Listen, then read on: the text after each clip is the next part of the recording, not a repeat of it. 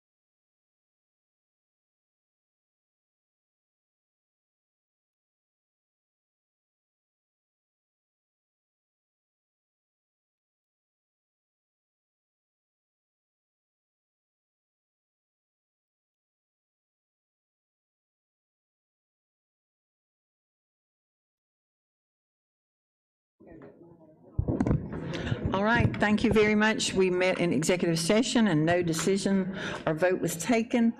I will entertain a motion. Madam Chairman, Mr. Sailors. I make a motion that we accept the administration's recommendation for the personnel recommendations. Have a motion? Second. And a second. All those in favor, is there any discussion? All those in favor say aye. Aye. All those opposed, motion carries. Madam Chair, I move we adjourn. I might, before you do that, excuse me for Wait just a second. give me just a minute. I want to make one personnel announcement. Mr. Davey is no longer the interim deputy superintendent. Mr. Davey is now the deputy superintendent.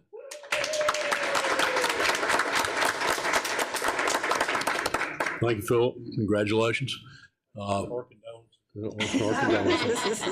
And the other appointment is actually, he was introduced yesterday as we normally do, but he's meeting with the SIC and the PTA group this morning while you all are meeting. And if he has time before his flight back, he'll come by and we'll ask Ms. Bush to pause for a minute so we can introduce him, because he likely won't be coming back down for the regular board meeting later in the month. Thank you. All right, thank you. Mr. Sailors, you had a motion? Make a motion we adjourn. Have a motion and a second. Any discussion? Hearing none. All those in favor say aye. Aye. All those opposed, we stand adjourned. For at least 10 minutes. And we will, 9 o'clock, we'll go back into our regular count at 9 o'clock. Okay, y'all wake me up when we get there. It's I'm not gonna that early, Chuck. All right, listen, you didn't have the dogs barking all that long.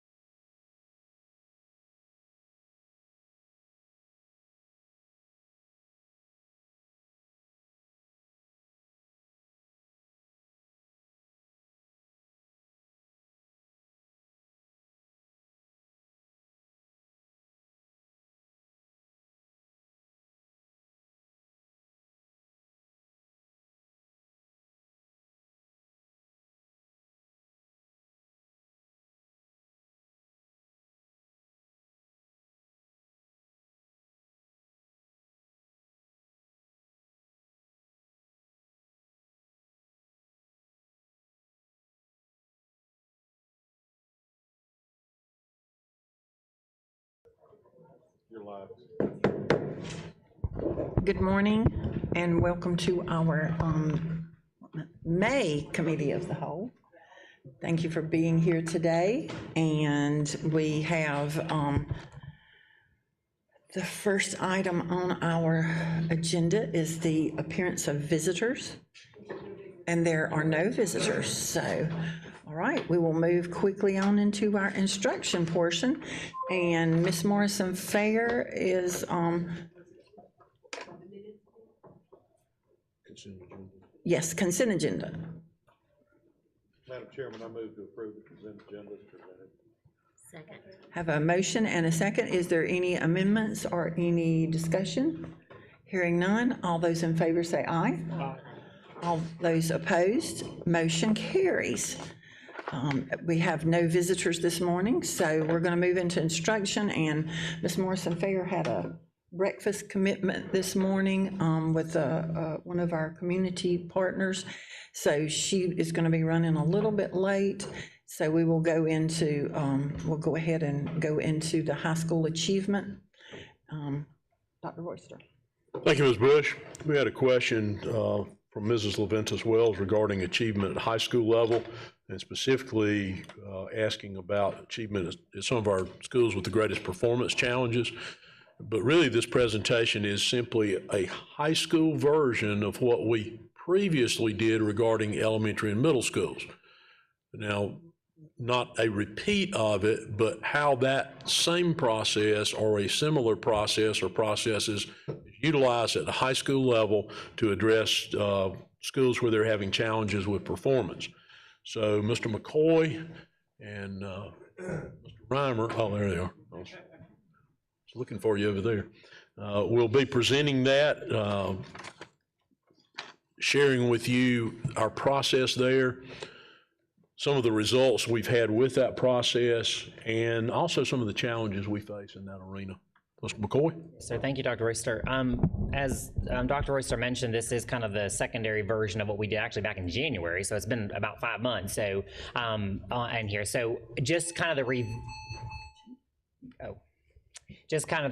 to review. Glad I'm not the only one that Your does time's up, Jeff.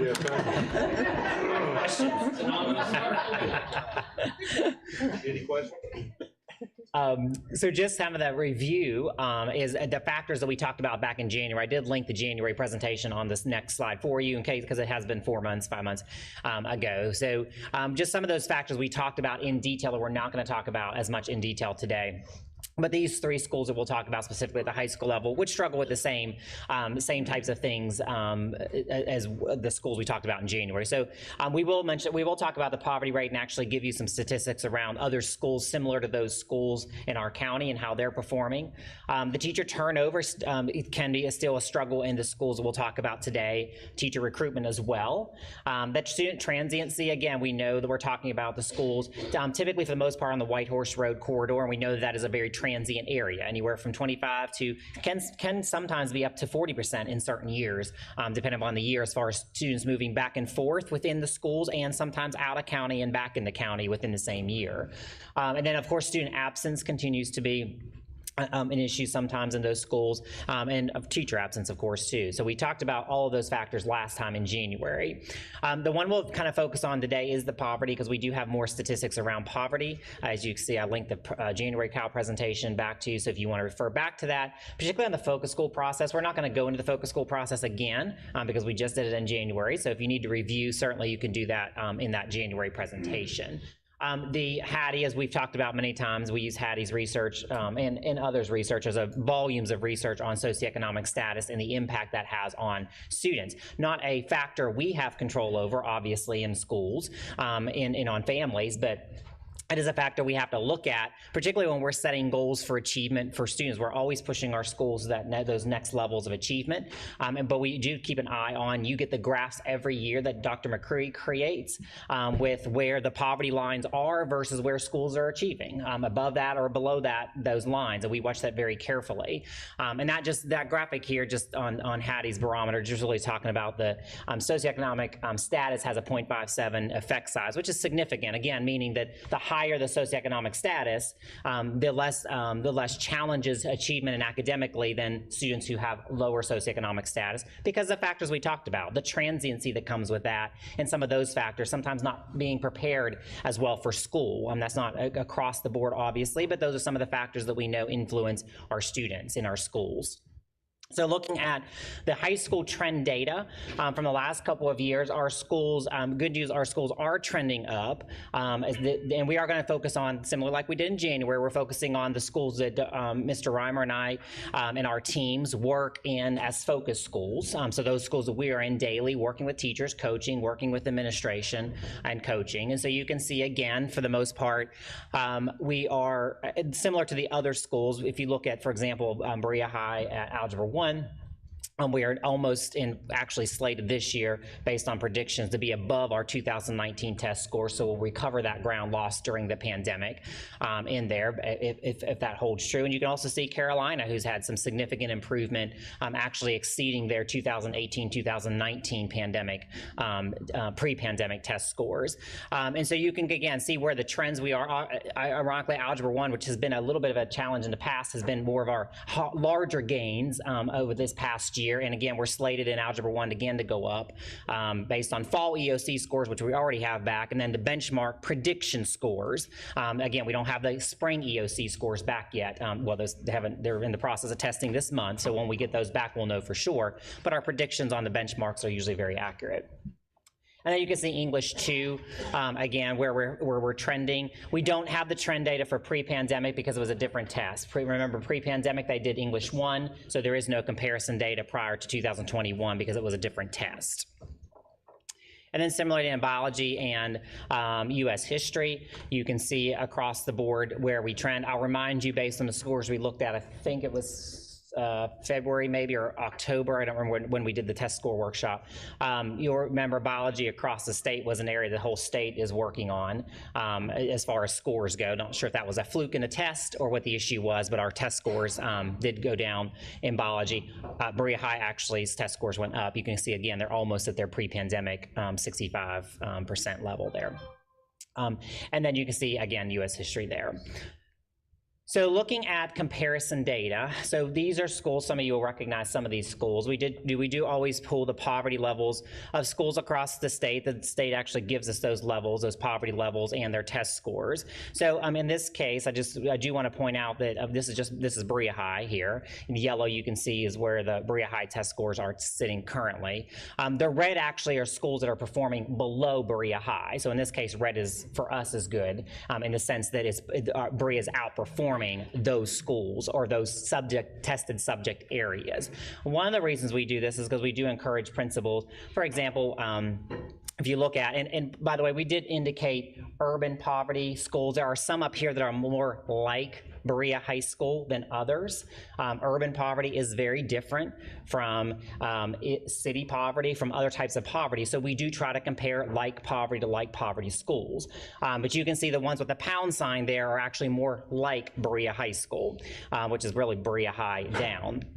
And so you can see, for example, one of the things that Mr. Reimer does each year is we will look at and see, look for, what is a Keenan, for example, say, look, they're performing above us in English 2 and Algebra 1. What maybe they do or are they doing that's actually getting higher results? And so that's an opportunity for us to collaborate with those high schools in the state, around the state, to see what they're doing who are similar poverty but getting higher results than we might be getting in a certain subject area.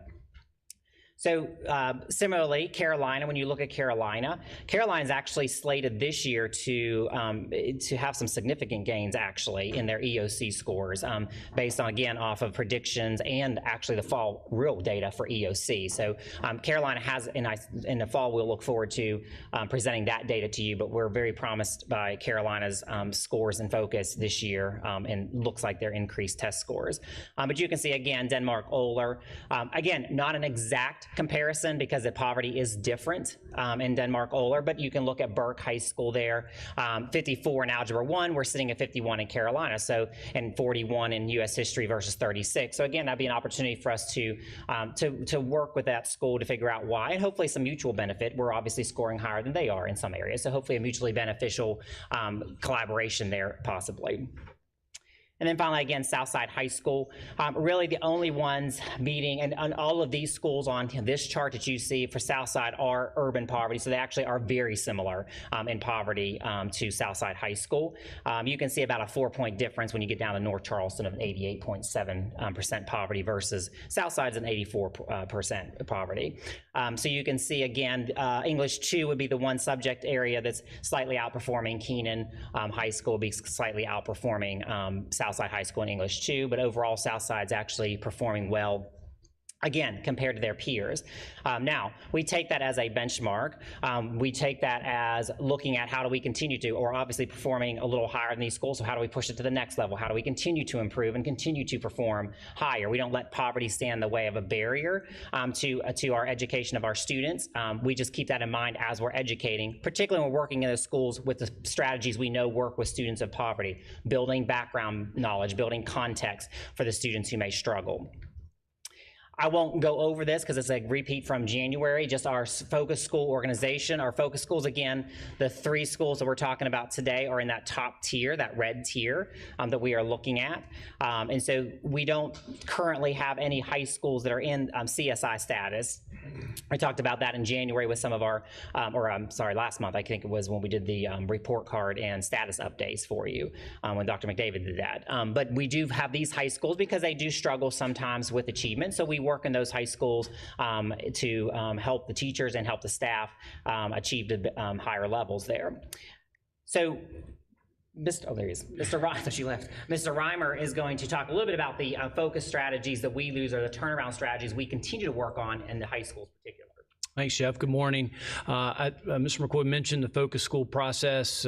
We're in all 3 of these schools. That's a monthly formal meeting with myself, Tara Dean, the academic specialist, and the entire administrative team.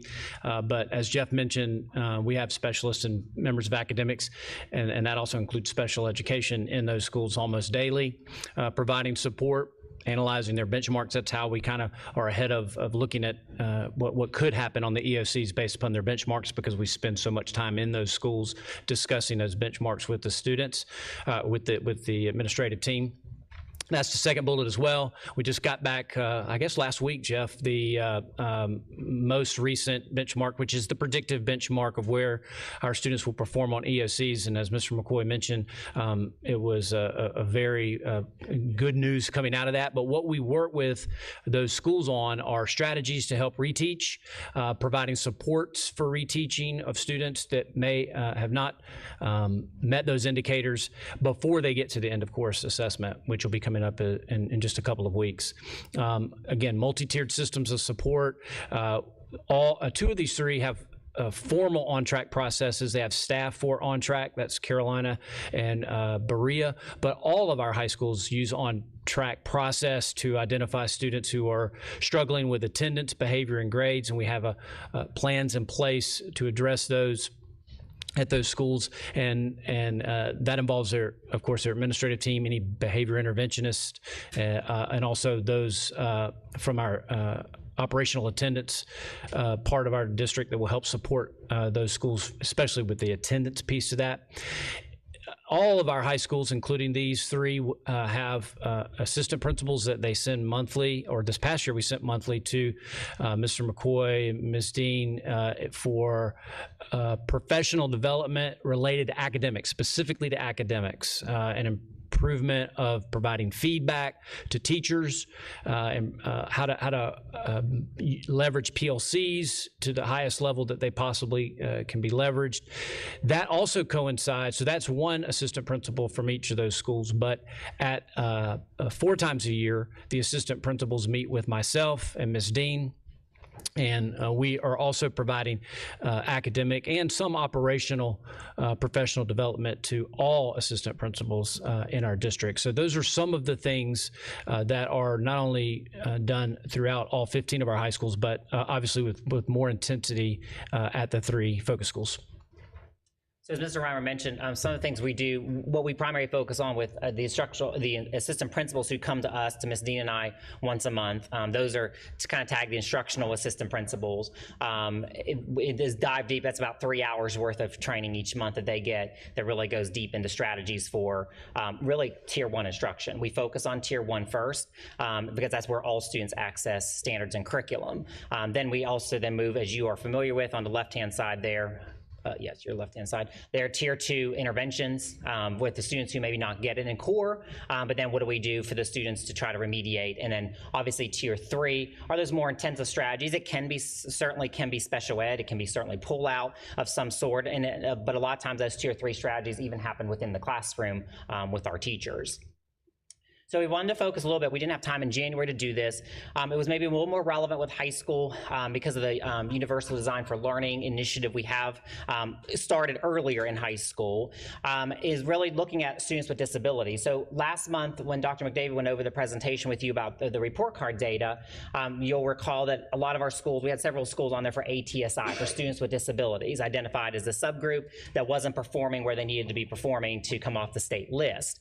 That has been a focus actually for 3 years for us, and if you'll also recall from last month, the data that Dr. McDavid shared with you, remember, is also 3 years old. For report card purposes, cohort data is 3 years.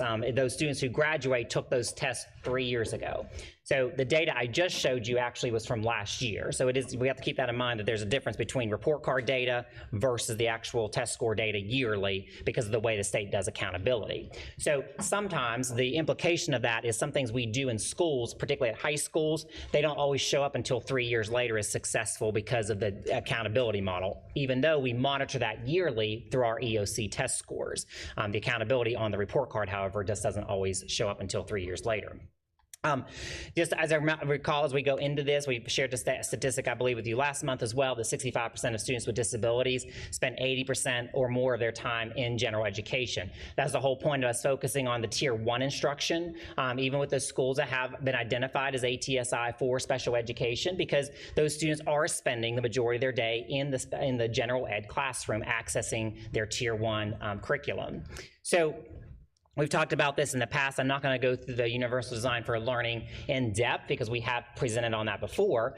But as you know, from particularly secondary, we started a little earlier with really looking at how do students access the curriculum, all students in tier 1 instruction. And so Universal Design for Learning is our model, that structure, if you will, on how do we make sure all students in tier 1, all students in a general ed classroom can actually access the curriculum. As Ms. Hogan says frequently, all students, special ed students, are general education students first. So they have that instruction first in their general ed classroom, unless they're in a self-contained, obviously, classroom where they're getting some specialized instruction. And so, again, this is just the whole kind of chart we've presented on before with the Universal Design for Learning and the components of that, and really how teachers plan around their lessons to make sure that all students have access to the curriculum. We wanted to focus on, though, a program we didn't have time to talk about in January. Somebody asked the question on the board, I don't remember who it was, and we mentioned Goalbook. You know, how do teachers know all these strategies? How do they know how to use it? Because that's a lot in the classroom, right? And so one of the things we purchased for them was Goalbook to make that easier. Most elementary ed teachers, as I was elementary trained, I think I had one class on special education in my whole 4-year college experience. And so that certainly is not enough to gain the strategies and all that you need to know how to teach students who may be in your classroom with disabilities. So one of the ways we made that easier for teachers is with Goalbook. It's actually just tied directly to UDL in that framework, which is why I put that framework up there. And the strategies there are not just for students with disabilities. Those strategies are good for all students, regardless of whether they're a student with disabilities or not. It also is significantly helpful to our ML population, our multilingual learner population. So we want to make it clear that it's not just these strategies that we're going to talk about are not just for students with disabilities. It's for all students that will benefit. But specifically, it helps our students with disabilities access the curriculum in the Core 1 instruction. So the way that works, just to give you a little bit of example of the Goalbook, is teachers can actually choose what subject they need strategies for math, And they want to address a barrier related to, and in this case, I just chose visual perception and reasoning. And again, there's a whole menu of options there they can choose that relates back to UDL framework. And then, of course, choosing the grade level. What grade level is the student in? There is some more options there. If they want to narrow down further to get more specific, they certainly can with some of the more options, the hyperlink that's down there. So once I hit find strategies, I only screenshot the first 9 here. There's a whole page of strategies that come up to say, hey, here's some things you can try related to visual perception and learning. In here that would help your students, all students again, but specifically our students, to have issues with visual perception and learning. And so I just chose that first one there, algebra tiles. That was hovering. As they hover over each of those items, it actually gives them a short description of that, so they don't have to click into every single one. It gives them a little description of what that strategy is. So when they find one they think they like, they click on it. And you can see both, they are color-coded. You'll see what UDL framework piece it refers back to. So in this case, it's UDL 2.5 and UDL 5.1. So you can see what strategy these meets of the UDL framework, those two, this particular strategy. And then it actually gives you some resources. So it gives you a little description of the algebra tiles, what that example is. And then what they can do is download or open in Google that spreadsheet. So there's some worksheets there, if you see on the side, or workbooks, if you will, sometimes. And sometimes just a guide for the teacher. It just depends on what the strategy is, and sometimes just directions on how to use it. Sometimes it's actually a manipulative of some sort to give to the students to use in the classroom as well.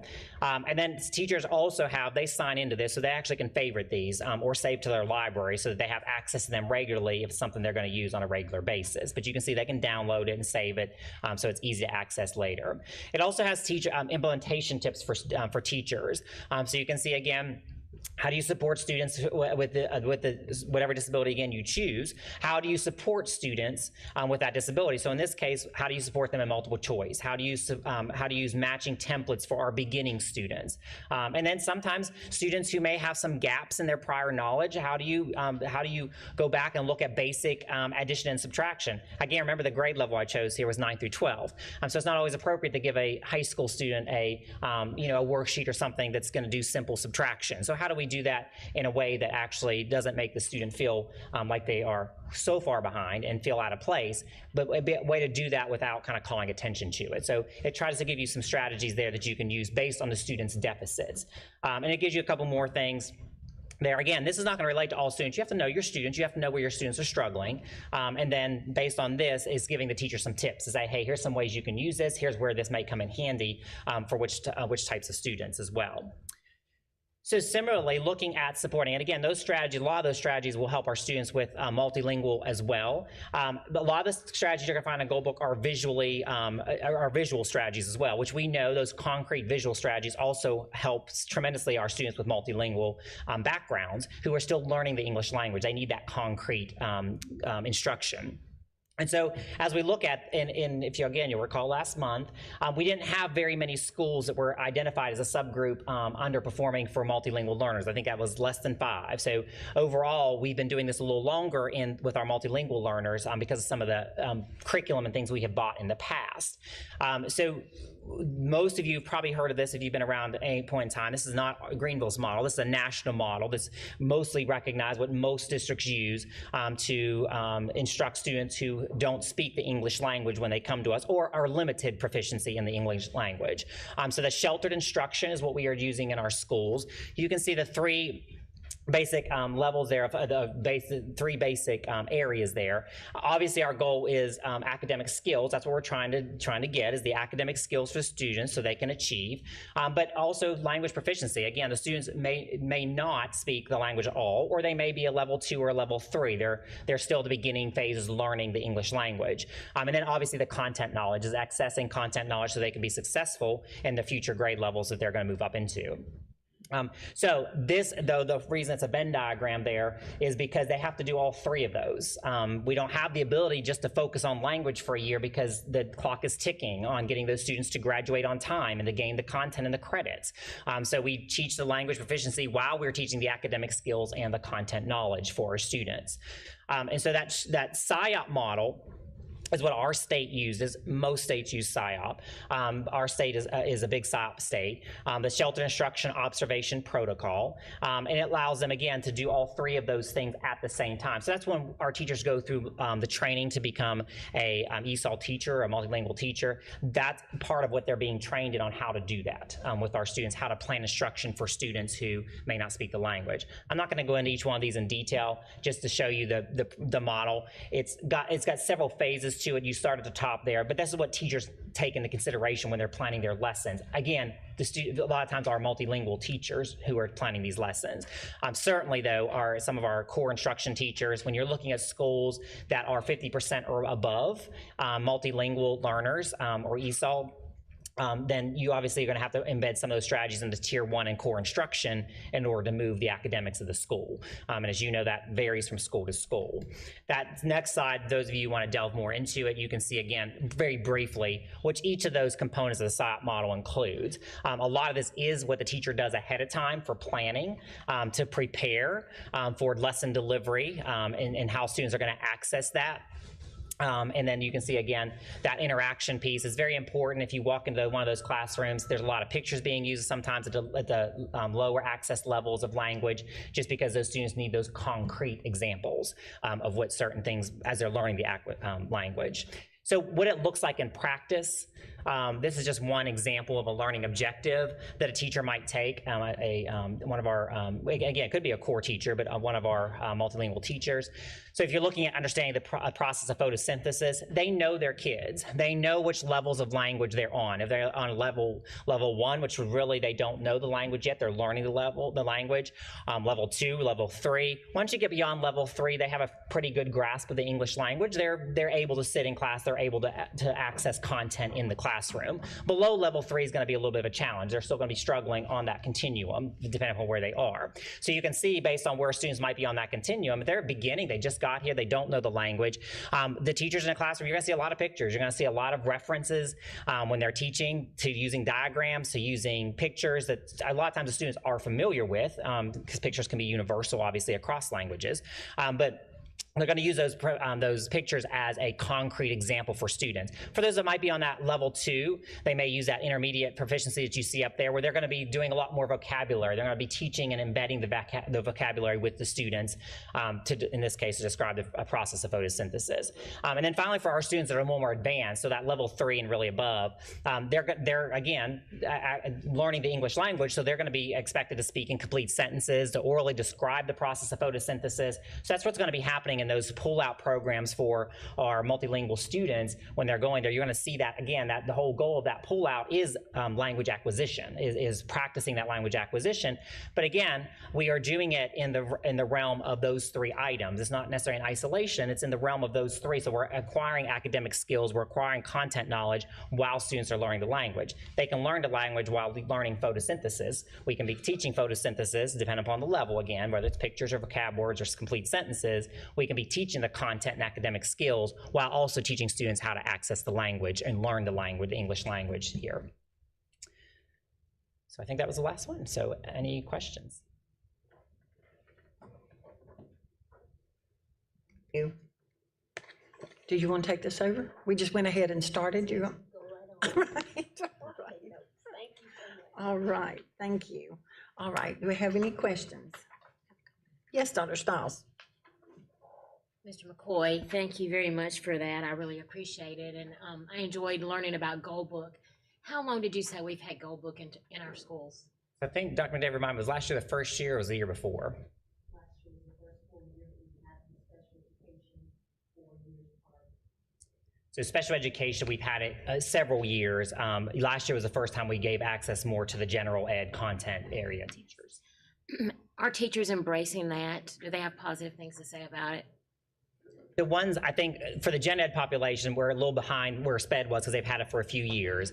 I think the gen ed population, Dr. McDavid pulls those reports. We run those reports regularly. So again, there's pockets in schools that are using it much more heavily than others are. So those would be the schools where it's lower usage that we would be going out and more working with those schools to help them understand it. I think for teachers, well, probably as you saw, it's a very valuable resource. You could spend hours looking for resources versus going here and click a few buttons and actually gives you the resources right there. So some of that's just educating teachers to say, hey, this is so much easier if you just use it than trying to find your own stuff. Yes, I had another question. In the past, I've seen programs similar where you go to search for resources. And sometimes you find that specific areas have limited resources available when you really dive deep into those programs. In this particular program, are there multiple resources? Is it rich in information for teachers? Do they find that to be true? I have not, yes. So I have not found, for this one here, for example, when I was going through the various strategies, I didn't find any, and Dr. McDavid administers the program, but I didn't find any that had less than 9 strategies in there. Some of those may appear in multiple algebraic tiles, for example. That may appear, as you saw when it related to 2 areas of the framework, it may appear in multiple areas. But I didn't pull any of those up there, of those lists of categories. There was none that were pulled up that there was one strategy, for example. Well, that's great to know. Thank you for that. I feel confident that as teachers find out that it is a valuable tool, that it will be utilized more frequently. I wanted to thank you for providing the board with comparison information with the high schools, with like schools, because sometimes it's really easy to come to conclusions, but when you see the information of like schools, you really get a good feel for how our schools are doing. That's very helpful, and I appreciate that. I'd like to see that more often in board presentations, so thank you. And then I had a question about, in regard to our principals, when they set their achievement goals, is there an expectation for principals when they're setting their goals that teachers at their schools achieve at or above like schools, like we just looked at on the slide? Is that the expectation? Is that how they set their goals now at the high school level? Could you speak to that? Yes, ma'am. That's a great question. That's exactly the way we've turned the goal setting process in terms of the data goal set for the principal. So when they meet with me, it is about increasing their achievement, but it is also to perform at or above those that are like them throughout the state. We've always done that within our own district. You know, we have similar schools to each other within our district, but we have cast that net wider to statewide. So I do that with principals, and then in turn principals then craft those goals with their teachers and their assistant principals, and then down to their teachers the same way. So yes. Thank you for casting that net. I think that's a great strategy. Also, my final question is, in that bank of like schools, is there opportunities for principals when they see a school that's like them, but perhaps their achievement exceeds them, in particular in several areas? Are there opportunities for those principals to use professional development funds to go to those schools to find out exactly what they're doing to get great results? Yes, yes is the answer to your question. In fact, we required schools after the data came in this past summer. We required our principals, and they divvied it up based upon the schools that were like them, to seek out those principals and those districts. Jeff in academics department did it at the district level, calling his peers in those districts to find out what the strategies were that they were doing to perform better than we were in those areas. And we have had multiple principals take not just themselves but their team to other schools, especially ones that were closer to us than others, you know, up and down I-85. I think the ones who have done that have found that to be an extremely beneficial practice. Excellent. Thank you both so much. I appreciate it. Mosley? Thank you, Ms. Bush. Like Dr. Stiles, I appreciate the information. I always appreciate the presentations that we get and the information that we receive. I also recognize that this is through a filter of the district, and I hear things through the filter of others.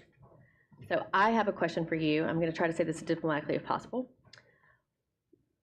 What, in particular, looking at Southside High, are there staffing concerns at any of these high schools that are affecting any of these scores? And the reason I'm asking that is I'm, in particular in this one high school, I'm just hearing staffing concerns. I'm hearing where we've had to get creative with some certain classes and overcrowding and stuff like that. And I'm just gonna be honest with you. When a teacher comes to me with these concerns, someone that actually works in the environment every day, I think it's legitimate to ask that question. So I don't know if that's Dr. Reimer. Yes. Yeah. So staffing would be a priority at all of our schools, at high school, and I'm sure at elementary and middle, because without great teachers who remain in those buildings for extended periods of time, it's very difficult to get momentum going. So absolutely. In fact, all three of the schools that we mentioned here, that's a priority in the goal setting piece in their evaluations with me about teacher retention at those schools. I don't believe any of them, and I'd have to go back and look, were understaffed disproportionately to any other school. You know, you may have someone who goes out unexpectedly and you have to get a long-term sub, but I believe they were, at the beginning of the school year at least, fully staffed. And you know, natural attrition sometimes takes over during the school year, but that's not unique to those three schools. And I'll add to Ms. Mosley, one of the things we do at the district too, and we do with Mr. Reimer, when those EOC scores come back, we don't just look at those as a whole. We are looking at those by teacher. So if there's multiple years of a teacher significantly underperforming, then certainly we're addressing that concern. Now, teachers in that school certainly are not going to know if someone's on an improvement plan, just like we would not, say that in a public meeting or with the board. But there are certainly, we monitor that. So if a teacher's not performing, then that's certainly a conversation Mr. Reimer's having with the principal about what are we doing to support that teacher, what are we doing to coach that teacher. Well, and let me clarify. I'm particularly hearing of a high turnover rate, and I'm particularly hearing of some of our inclusion special ed teachers positions not being filled. So therefore, you have an inclusion teacher that can't. If we haven't replaced that person, then are their students not getting the accommodations that they're due? If we have a self-contained teacher that hasn't been replaced and we're throwing two self-contained classes together, that's a lot of students for one teacher, and we're asking a lot of one teacher. When you have a certain turnover in a certain school, I have concerns about how it affects all of that. But particularly in those at-risk populations, I think that's, that's what I'm getting at. Ms. Hogan can certainly address that. That has been, this year, in the last couple of years, has been a challenge with the country, not just Greenville, with special education, particularly in self-contained, replacing teachers sometimes who leave mid-year. Ms. Hogan can specifically speak to what they do in the special ed department to support those classrooms when there is maybe not a teacher at the moment in that classroom. Yeah, I'm not sure exactly which situation you're talking about, but I think sometimes the teacher perception and the perception from here would be different in the sense that there are certified staff members is the first thing that we're looking for. If we can't find someone certified in special education, then we're looking for a certified teacher. Then we are looking for a certified sub from there. And so we go through those. It would depend on the time of year, much like Mr. McCoy mentioned. There's a process here at the district office where we sit at the beginning of the year, and then Dr. Royster reports out to you how many vacancies that we have, and we do sometimes collapse classes. But we do all of that with the input of the principals and the number so that they don't exceed the state limit. We look at the schedules. I mean, that is all with input of the principal and what they have the capacity there at the schools. If sometimes a resource teacher in the state limit might be 33 and they only have 22 on their caseload, we may have them have a block of a self-contained class where there is something with the creative scheduling that they need to do. Those are certainly last choice, but as far as receiving any accommodations, that would typically be with the general education. I'm not aware of any opportunity or any place where someone has changed their IEP and they were not getting inclusion or something of that nature because of a deficit in teachers. Like that I'm not aware of any situation of that where there would be any of that going on. If there's something, certainly if there's a specific. I'll address more specifically offline. Go back to EOC really quick. I've heard that the history in particular is a pretty difficult test. What year, how long ago did we transition from, aren't the EOCs the result of us getting away from that exit exam that they used to take, the state exit exam? Yes, they carry a little bit more weight than, yes. Right. So we transitioned how many years ago to the EOC? Oh. Probably 7 years, Dr. Burst, or 8 years, Dr. Jason, you remember how long ago we transitioned from BSAP, from the exit exam to EOCs? Is it as many as 10 years ago? Has it been that long? It's been a while, further than that. What year? 2014, so right at 10 years. Okay, so over the course of that 10 years, how often are those tests, obviously they're written at the state level, correct? Yes. Okay, so then how often are those tests maybe revisited, revamped? I don't know the right word would be. So it depends on the test, but it's been about every 3 years, Okay. typically. U.S. history was redone about 3 years ago, right, Jason? Generally, it's about every 7 years when the Standards change. Sometimes they change the test between that, like biology changed mid standards revision. They can realign sometimes after the first administration to see where the students fell. U.S. history had actually always been a very strong test for us. Biology actually in the past had been a stronger test for us. This year and this past year, both of those subjects, and we seem to be struggling a little bit with U.S. history this year, the test, whereas Algebra 1, ironically, has been a lot higher for us. Yeah, to Jeff's point, now U.S. history throughout the state has been a challenge. Correct. Jeff's point, historically, And it was redone, all of ours, recently? well, it's been a challenge whether it's the year it's being redone or not. Okay. For us, it has not been as much of one. Our schools have tended to perform well. Biology, for example, I think what we found the weakness there was that schools had, for whatever reason, had reduced the amount of lab time they were spending. And I think we found that to be a common denominator in all the schools where their biology scores were less than what they would have been expected to be.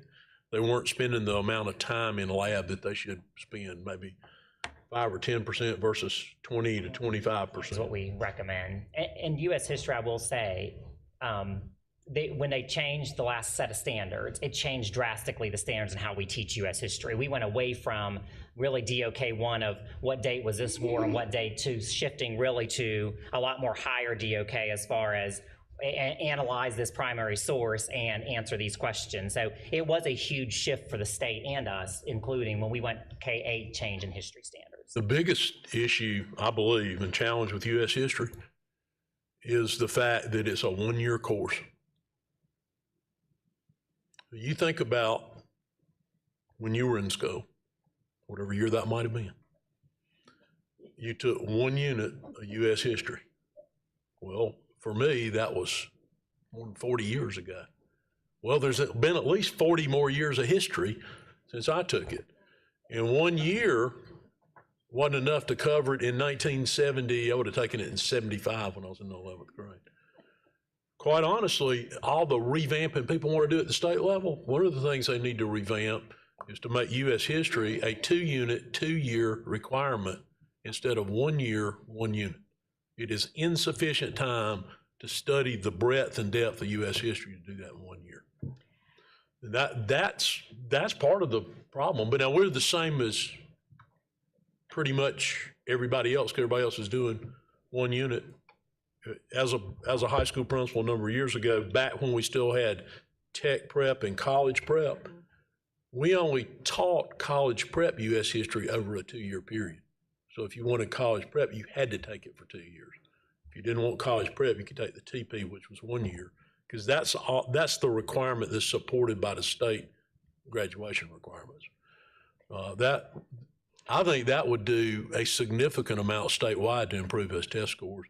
And more important than improving the test scores, create a better knowledge base of U.S. history. Back to your question about teaching and staffing. Obviously, it's a challenge for us to find certain subject area teachers, no matter what the school. Math, science, foreign language, special ed, no matter where that is. It is even more challenging in our most challenging demographics, i.e. challenging as it relates to difficulty to teach, barriers to be overcome, which, all the research supports this, and anecdotally people know this as well. The most challenging population to teach in, the one with the greatest barriers, are the ones with the highest level of poverty. So we have a constant issue with recruiting, and more importantly, not just recruiting, but retaining teachers in schools of poverty. Now, you'll hear this again later this week. You'll hear it specifically on Thursday. One of the biggest things we can do is continue to increase teacher pay to attract the best people. We also have a group working on, you've heard reference to this, working on some ability to pay both for being in a school of poverty and attaining student achievement in a school of poverty. We're working through a draft to do that in 2 pilots that we will be seeking funding for, first from the state, because they have some funding for lack of a better term, experimental teacher pay programs. And secondly, likely to you all to fund probably a 3-year pilot at 2 different schools to see, will that have, because we need to see longitudinally, will that have an effect? To see if we can attract and retain teachers to those schools. Those schools also, not just these, the other schools, our high schools are not not included in Title I, but those that would have qualified if we use Title I at the high school level, they do have extra positions assigned to them through the above baseline process. It again is more an issue of recruiting and retaining than it is them having a sufficient number of positions. That's also true of other areas. I think we shared with you all in the budget prep a number of things we looked at as far as consideration for inclusion in the budget. And one of them was the idea, and there's a lot of merit to this idea, that you staff the special ed ratios based on the number of services a student receives, not the number of students. And we calculated out how many people that would be. Well, if you looked at it, it not only had a huge price tag to it, there's just no way we'd have found all those people. So this is a constant, and Ms. Hogan alluded to it, it's not just getting them in place for the school year, but if we lose somebody during the year, there is really no pool out there unless we can find a mid-year graduate. And obviously, as we have fewer graduates overall, there are fewer mid-year graduates in all teaching areas. So it remains a challenge that people both at the school level and here in academics and in HR are focused on trying to remedy. Thank you for mentioning the incentive or the pay structure, the experimental pay, whatever, that idea. I'm interested in hearing more about that because that was going to be my next question. I have a love-hate relationship with these standardized testing. I'm just going to be honest, and that's why I was asking the EOC because, I mean, I have an AP history teacher, student. She had to take the EOC practice test the other day. Scored one of the highest grades for that class and was still like a B. And I'm thinking if it's that hard for a student of, who performs at that level, it's got to be hard across the board. Too many standards. And I've had teachers tell me the test is terrible. And so then I'm thinking, okay, why is there such a disconnect between what we can actually accomplish in a school year and what's getting tested from a state level? And I just always feel that there's just a disconnect between whoever creates tests, and I'm talking across the board, not just history EOC. But to Dr. Royster's point, that is a great point about the volume. And so my last question is, have we seen a difference? I'm looking at these last 2 years where we've been on block schedule. Have we seen a difference from a test performance standpoint shifting to block schedule? Because I still get a lot of complaints from parents of high-performing and not high-performing students that block is still is such a challenge to cram everything in a, sorry. Thank you. Without objection, I'm going to extend for 15 minutes. In a semester, especially in a class like history that has such significant amount of content. I think when you look at at least the analysis of the test scores, and this may be a little hard to do because Greenville's really, if you look at our past test scores across all grade levels, we're going up in test scores. I mean, as a district, little incremental, but we're a large district, but some of the schools you look at specifically, even some of them up here, they've had some significant gains. So I don't know that you can look, that research when we did the research prior to that changing, The benefit, of course, having one schedule is that we've been able to do a lot of innovative things with giving kids access to classes at certain schools that they wouldn't have access to because they're on the same schedule, and we can now connect them with another school to do that. So I don't know that you could say, I mean, somebody could look at that and say, well, your test scores are going up, therefore it's better. I don't know that you can draw that conclusion. Okay. But I think the research that Mr. Reimer did and the teams did is very mixed on, there's not one clear that says this is the better model necessarily. There's research, and Dr. McCreary may can quote all this, goes back a number of years. There is no performance difference between a block, a AB, a 6-period day, or 7-period day. The only difference that's ever been found related to as measured by student performance on test scores was there was a Canadian study that showed minimal mathematical improvement in high school math, minimal. Probably not enough to warrant you moving from one to the other. It's some of the other benefits, the benefits of having everybody on the same schedule, the benefit of having fewer courses to prepare for, though maybe in a more condensed time frame, but particularly with the difference between a block and a 6-period or 7-period day or an AB, you're talking about preparation between 4 on a 6-period, 4 to 6, 4 to 7, and on an AB, it's the comparison to 4 to 8, because AB is an alternating day all year long. The biggest thing is that everybody's on the same schedule. That's the greatest benefit of all of it. And Mr. Reimer can talk more specifically about the benefits that the schools had, because that really grew out of a recommendation from all the high school principals. That's right. Shift to the block as opposed to shift to 7 periods, for example. That's right. And I would have, and I think we all assumed, and I think it probably turned out to be accurate, that the biggest challenge would be the first year. And of course, and again, half of our schools were already on block, so it was only half that weren't. And even teachers are still, even this year, even though this is not the multiple years into this, they may be teaching a course for the first time on block, because the teachers teach different courses. It really wasn't a part of what we were thinking at the time, but it's turned out to be another huge advantage to go into the block is the new requirements from the State Department in terms of promotion at 9th grade, which will be a part of the accountability measures that schools have. And you may recall you have units of credit, with one being algebra and one being English. On the traditional 7-period day, it would have still been 6 credits, but with 8 course offerings over the 2 semesters, that gives a little bit more flexibility for the student in the promotion, which I think will be a huge advantage for our schools. Okay, thank you so much, Ms. Fish, I'm done.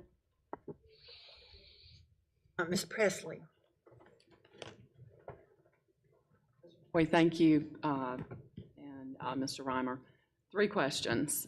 The first one, does Goalbook have, I know you said there's usually not less than 9 strategies, which is really wonderful. Is that, what do I want to say, a changing or a growing system from year to year? Do they continue to add strategies? And does Goalbook have a translation capacity for some of those lower tiered English language learners who could possibly benefit from that? So they do add, it's not a static program, it's a dynamic program. So they do add strategies to that program. The majority of the resources in here are for teachers. The worksheets are some of the things that you may hand to students. I don't believe, Dr. McDavid, those are in other languages. I believe it's only in the English language. So if we were to use that, we may have to provide some support. Of course, typically we do try to provide it in the English language to help with that language acquisition, but that's maybe an area that they could grow in. But certainly right now it's more, the resources you would download would be more for the teacher. Okay. And next question is about the U.S. History EOC, which I will state unequivocally, it is a wretched assessment. 55 questions based on the span of U.S. history. It's wretched. currently in the social studies standards, you've got 4th grade and 5th grade that are now structured where you have South Carolina history set against the backdrop of U.S. history. So that's the beginning of that scaffold. In 8th grade, you've also got South Carolina and U.S., and then they cap out in 11th. So our students do have a scaffold. My question is, how committed to that 4th and 5th especially is the district as far as curricular support? I know that when we moved the 3rd grade South Carolina history, there are probably still dartboards with State Department's faces on it. But how committed is the district, and how receptive have our teachers been to expanding that learning and ensuring it, especially in elementary where we're really, really focused on reading for some of our struggling students. We're focusing on math, but what is the status of that? So the strategy there that we've really taken, particularly when the state moved away from testing in social studies, middle school's not as much of an issue because they have a social studies class, so they're going to teach social studies. In 4th and 5th grade, the strategy we've really employed there is trying to embed the social studies standards and, as you know, the primary sources and those types of things into the English language arts where we can, because teachers don't feel that crunch of time necessarily because you're kind of killing 2 birds with 1 stone situation. So now, majority of elementary classrooms I walk into and observe, I still see social studies being taught as a separate block. We're moving in our curriculum writing at the district level. So does teachers not have to try to figure that out? We are moving more to trying to embed those resources into the English language arts maps. Wonderful. And then last question, is there any conversation around our students who are taking an AP course first semester on block and not taking the AP test until that following spring? Is there any movement with College Board regarding allowing our students to take it right after? I hear that a lot, and I have a 9th grader next year who's going to be moving through that. So what is the status of that? So I know they're talking about, I just had a conversation with a College Board vice chair, soon to be chair, and that is a conversation, they're made up of district superintendents. So, you know, she has the same concern, particularly for her schools that are on block 2. So I know that's a conversation they continue to have at College Board. Don't exactly know why it's difficult to pull the trigger on that, so to speak, because it does seem to be something that needs to be done. We've offset that, as you may probably know, that we've offset that with the AP Review Day in the spring. Ms. Haig at Greenville High School actually coordinates that for students across the district, has been very successful, and those numbers have been growing significantly each year of students who are participating in that. And certainly kids from the spring can participate too, but we have kids that participate from the fall in that Review Day as well.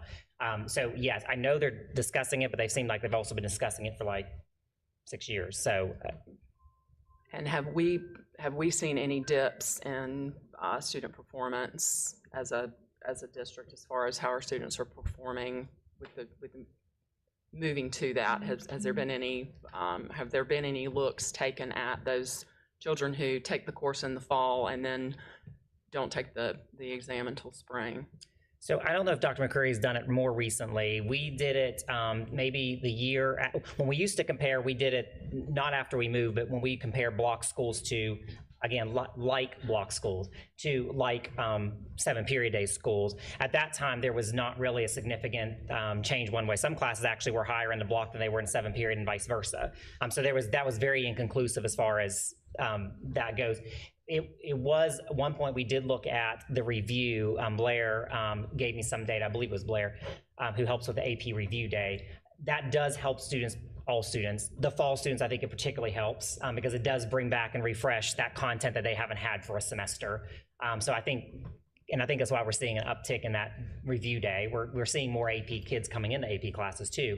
I think that's one of the reasons this uptick is because that Review Day is significant. And high schools do provide, even if they can't go to that Review Day, they provide some resources for review and study for those students who may not be able to make that day. Okay. I'd only add, Dr. Presley, too, that schools are self-analyzing their own data. I've had several principals move some APs to second semester instead of first because they didn't particularly care for the results they had. And then there are some AP assessments that lend itself better with that gap of time between taking the AP and the administration of it in the spring. So schools are trying to find their way through that as well. And they're going back to the schools. For instance, Wade Hampton High School has been blocked for as long as I can remember. And they provided a tremendous amount of input to our high schools who were traditional schedule about which AP test can best be in the fall while minimizing the any negative effects. So, and of course, Wade Hampton is a school that offers just about every AP test. So they've been extremely helpful in helping those 7-period schools. Wonderful. And any assistance that y'all would possibly need with advocacy with the College Board, be happy to assist. Thank you so much. Ms. Presley. Ms. Levinas Wells. Dr. Royster has camera above me because on my question, he answered. But I do want to know, at Southside, Berea, and Carolina, how many teachers do we have at each one of those schools? And with that being said, do we add extra teachers to have on the side when teachers with a class need assistance and they can fill in? And also, the turnover during the year, how high, what's the percentage on that? Students or teachers? The teachers. Teachers. So the number of staff per school we'd have to get for you, and we would need a little bit more information about who you want included in that. Does that relate arts, inclusion, teacher, all That's that? all of them. Okay. We'd have to get that staff list for you, or that number for you by school. Remind me the second question. The second question was the turnover. Do we have assistants, duplicates where we can fill? So we have at all schools, and Dr. Royster would have this more. Well, I'm specifically on these 3 schools. Yeah, so, because I think we need more help at these schools to help them help these students become successful so that they will believe in themselves and they will graduate. So if you're talking about specifically coaches and support for a classroom and students, yes, those schools are going to have more support in that regard.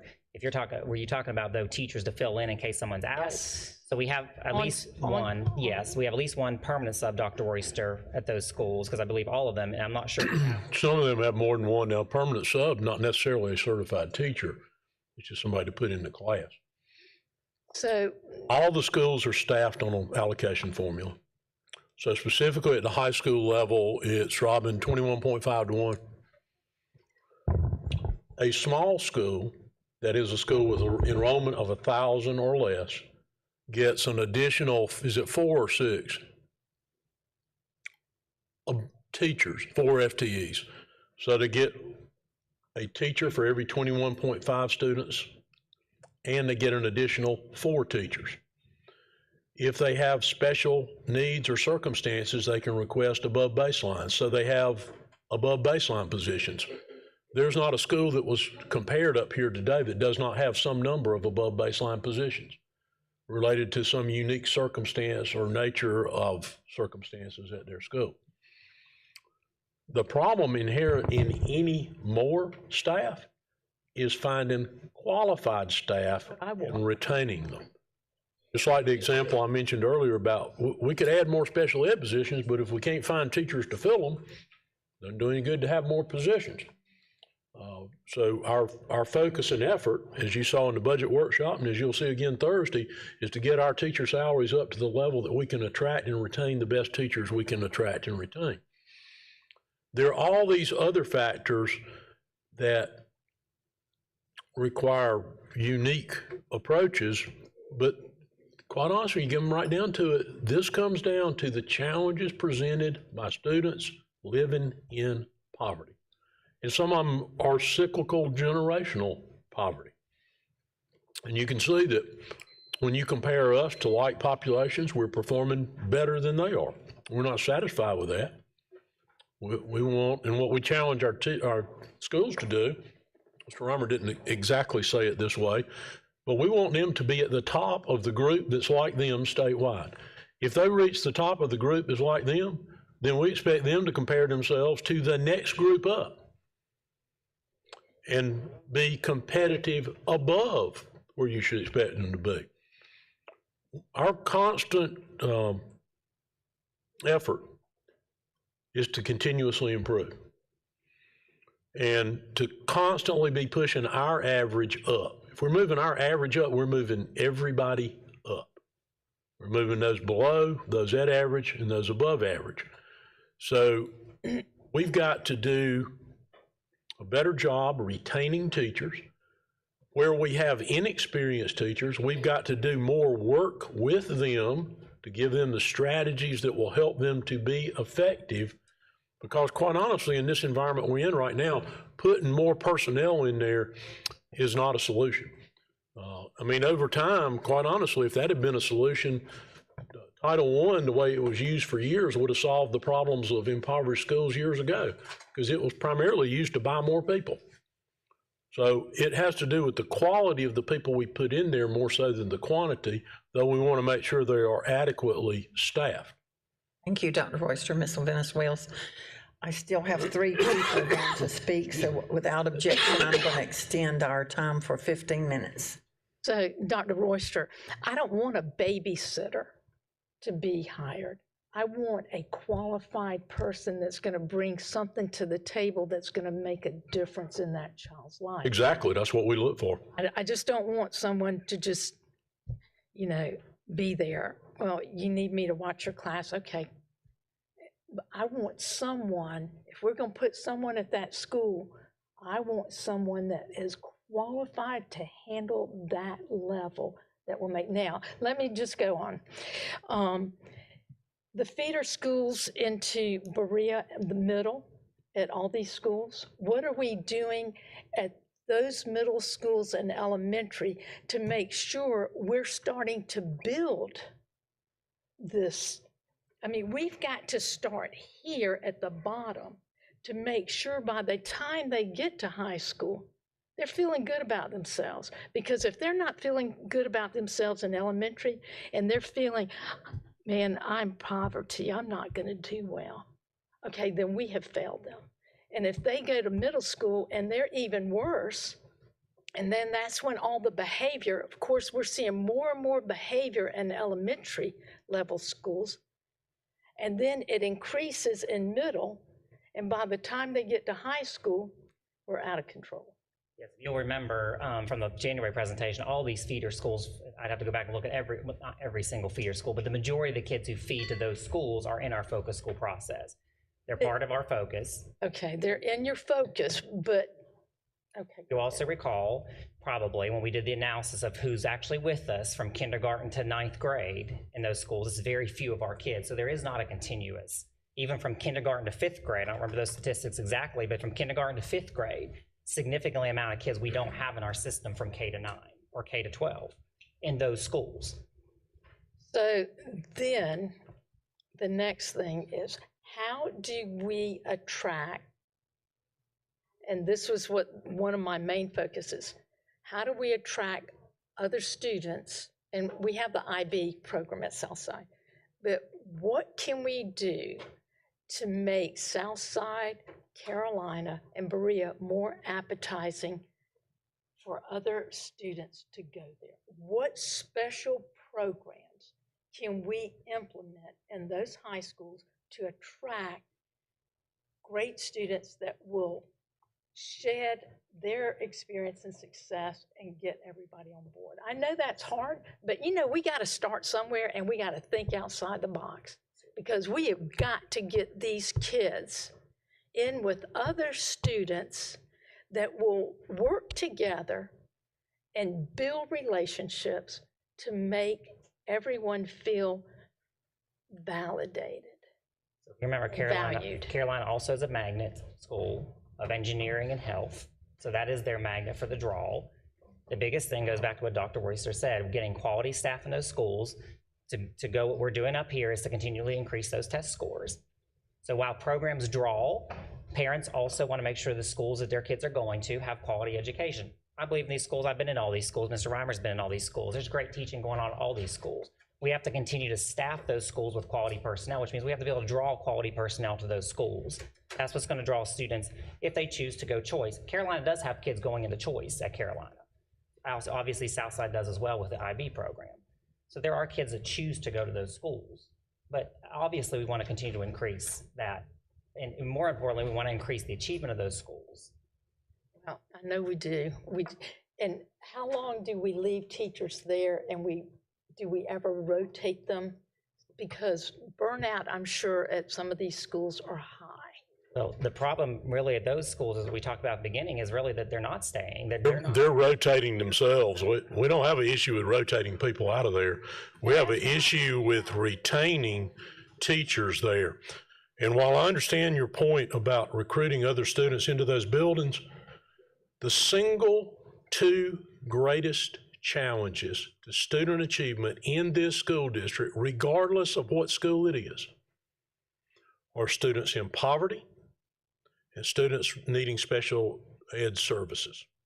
Those are the two greatest challenges to student achievement. It doesn't matter if it is the highest attaining school in the district or the school with the greatest degree of struggles. We've got to work with those populations, wherever they are, to improve their performance. And we do that beginning with the time they enter school. Your entire pre-K program is built around bringing those students with the most challenges into school a year early. That is the population of our four-year-old program. And then to provide a continuum of services throughout elementary school, throughout middle school, and into high school. And taking into account Jeff's point that every year within our district, nearly 8,000 students change schools. Not come in from the outside or go to the outside, within our own schools. In some of the schools that we talk about being our most challenged population, they're along the White Horse Road corridor. It is not unusual for students to enter and leave a school multiple times, the same school, multiple times during a school year. We work constantly. In fact, a majority of Jeff's department is devoted to assisting schools with improving instruction in those communities where that is our greatest barrier to student success, that being students in poverty. I'm making excuses for it, just pinpointing that's what the issue is. That's where we've got to put resources, and that's where we are putting resources. And that's where we are showing improvements and gains. And as you look through that and you see compared to schools like them, which is the best comparison you can do, we're performing pretty well. We're not satisfied with that. We'll never be satisfied with where we perform, no matter what school it is or no matter how our scores are. We'll never be satisfied with that. We're also choosing to evaluate or put quality on a school simply based on the standardized test scores, which we already know the numerous flaws with our standardized testing system. We also have seen great increases in those schools in graduation rate. We've seen great increases in those schools with students receiving certifications, industry certifications, and college credit. So we're making improvements and we're making advancements, and we are focused on those things. And the thing that we continually focus on is quality people leading schools and quality people teaching in schools. And that becomes more and more challenging every day.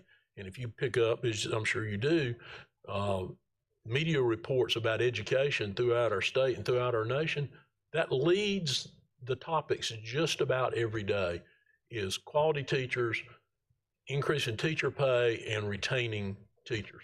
And our retention rate is significantly better than others in our state. But it still needs improvement, particularly in retaining our best teachers. And we've got to do more with training our teachers that need additional training.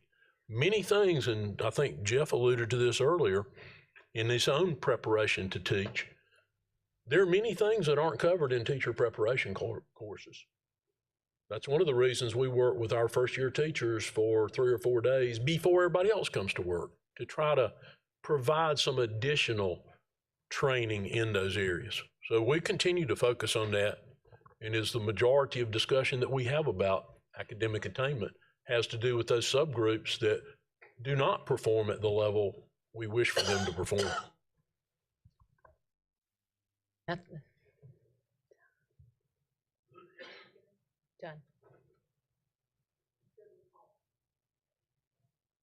Thank you, Jeff, and Mr. Ryman for this presentation. I have a couple of questions. First, the comment that I want to make is that the principals are the instructional leaders in the schools, and our faculties and staffs it's very important to them to be supported by the administration in those schools, and that's how they retain or how people leave.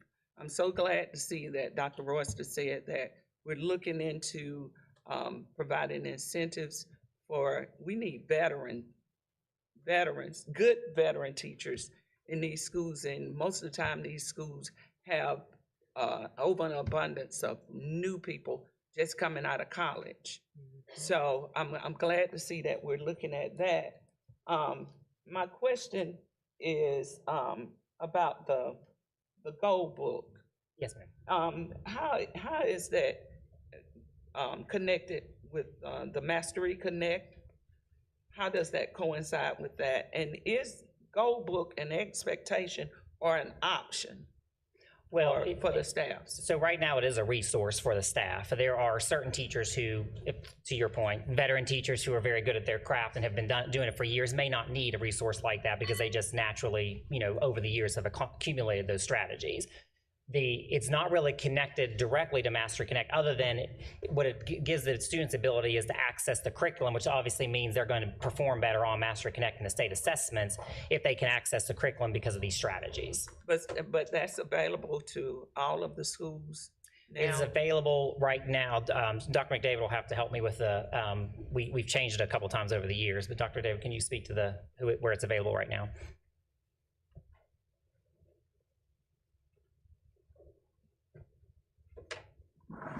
Goal Book is currently available for all teachers at the high school level, at the middle school level, because it's used during their professional learning communities as the teachers are planning alongside the special ed teachers. One teacher per PLC has it. So for grades 6, 7, 8 in the core subjects of ELA, math, science, and social studies, one lead teacher in each has access to Goal Book so that they can discuss the strategies as they're planning their lessons. At the elementary school level, the principal, the instructional coaches, and guidance counselors have access to Goal Book strategies. The instructional coaches serve as their PLC leaders, as well as some of the assistant principals, so they have been given access as well. It is a tool that is used in the process of planning lessons, planning delivery, when you discuss which strategies will work well for the students in your classrooms. So it is used not independently all the time, but as a PLC, professional learning community strategy. So are we looking at providing that access to all of our people in the system, if it's supposed to be such a good thing? The elementary school level, they are looking at the planning and professional learning communities. For example, a teacher has 25 students. 5 of her students are students with disabilities. We target it for those as well. The students with English language learners, the multilingual learners, they're in the classrooms. So they look at the needs of the students in more detail to decide what types of strategies work best for individuals in the classroom. Those strategies, some are universal. They look at adapting those as they go along the school year. So we've not provided that to every teacher because it's used during planning. I think too, Ms. Hogan may have some things she can add to that based on some research done with primarily focused on special education instruction. Yes, sir. And I would add that all special education teachers have access to it. What we're highlighting today, I think what Mr. McCoy is really pointing out to you is the pieces with it with Universal Design for Learning, but it has other components in the program It helps us write more compliant IEPs. And so making sure that there's access to that is really, they have a lot of research with the company that helps that, saying that that is helping with retention of teachers, special education teachers, because it's making the process of writing more compliant and useful IEPs easier. When we were first rolling it out, I think Ms. Mosley asked about whether, somebody asked whether they liked it. The special education department had teacher volunteers who took it on and did it as a cohort first, and then they also helped with the rollout and planning the design to roll it out. And it is an expectation for special education teachers because it's part of what keeps us compliant with using compliant IEPs. So it's a really comprehensive tool that's got many purposes. So since we're talking about those 3 schools, they have access to Gold Book, and did they have PD attached to that? Did somebody train them in it in order for them to use it? What does the PD look like? The special education teachers would have been trained a year prior, so they can support the additional training that the academics department has done with the instructional coaches and through, you've done principal IC and then there's been school training, right, Dr. Yeah, David? basically. Each school received 1 day of training, and the principals designed that so that every teacher had the opportunity to spend at least 90 minutes in the training session so that they could do that live with their students that they knew and with their lessons and in a small group. So we rolled out the training first with principals and ICs, and the request was made for us to provide that on site for each of the high schools. And they each took advantage of that. We received survey feedback after the sessions that was very positive, and the teachers expressed that they would use it more this year.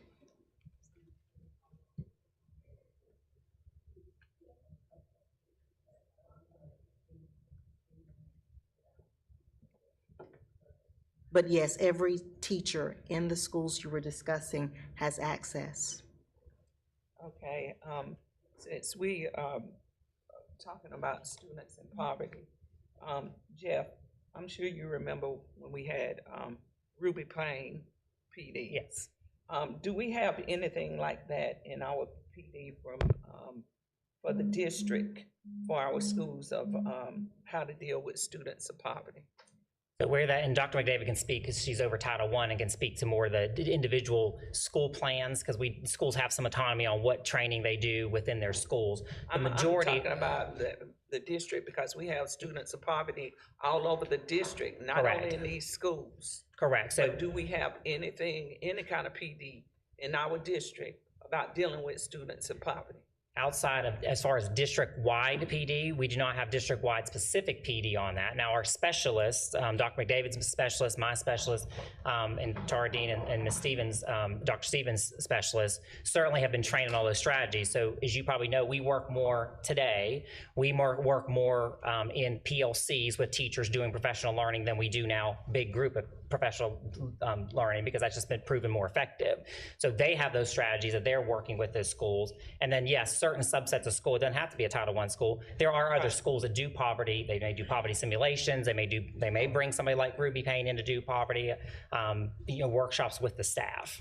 So what kind of supports do we give to those schools? Like, I mean, we have high performing schools that have subgroups that are not performing. Yes. So what are we offering them? So we would look at each year when we look at the data, Dr. McDavid and our leadership team look at the data. We break, just like you saw, we break that down by subgroup categories like you saw last month. And so any subgroup, if I remember correctly on our current report card, there's only, if I don't quote me on this, I think it's 3 or 4 schools that had a underperforming poverty subgroup. And so what we would look at then are specialists. If it's in Title I schools, which some of those were Title I schools, they already have an abundance of support, as you know, have an abundance of support. If it's not there's one middle school, for example, that had that on their category. So that would be a school we're also working with, Dr. McDonald. We have them as a focus school or consult school. So we're working heavily across all those subgroups to help bring in those strategies and resources for those teachers, so they know how to your point, for that subgroup of population that is in poverty to be able to reach those students' strategies. Okay, thank you. And I just have one more comment, and this is just my observation. Everybody knows that I always talk about the Education Oversight Committee But isn't it ironic that the end of course in the Educational Oversight Committee have the same? They do have the same initials. Yes, okay, that's all, thank you.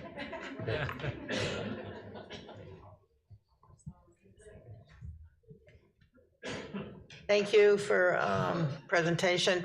So as I'm listening to this and thinking about my own background in teaching, which was not that extensive and was quite a long time ago, I feel that these strategies are great. They are just tools, right? Teachers are not graded on those. No. And that's great. And I'm guessing that it would be wonderful if we could talk or have you actually sat down with the teachers in these schools and said, what is exactly the problem? I know poverty is an issue, but poverty is just poverty. But is it acting out in classroom? Is it discipline problems in classrooms? Is it distraction? Is it the classes are too big? Because if those are the issues, then all these strategies are kind of for naught, because they're not going to listen to tiles and this and that if they're not even paying attention. So, and I know we have, teaching to tests, which is difficult also. So that, I don't know if that's just a comment or just kind of a question. And I do like what Ms. Leventis well said about bringing more balance to, and maybe that will happen with choice and kids moving around more, I don't know, bringing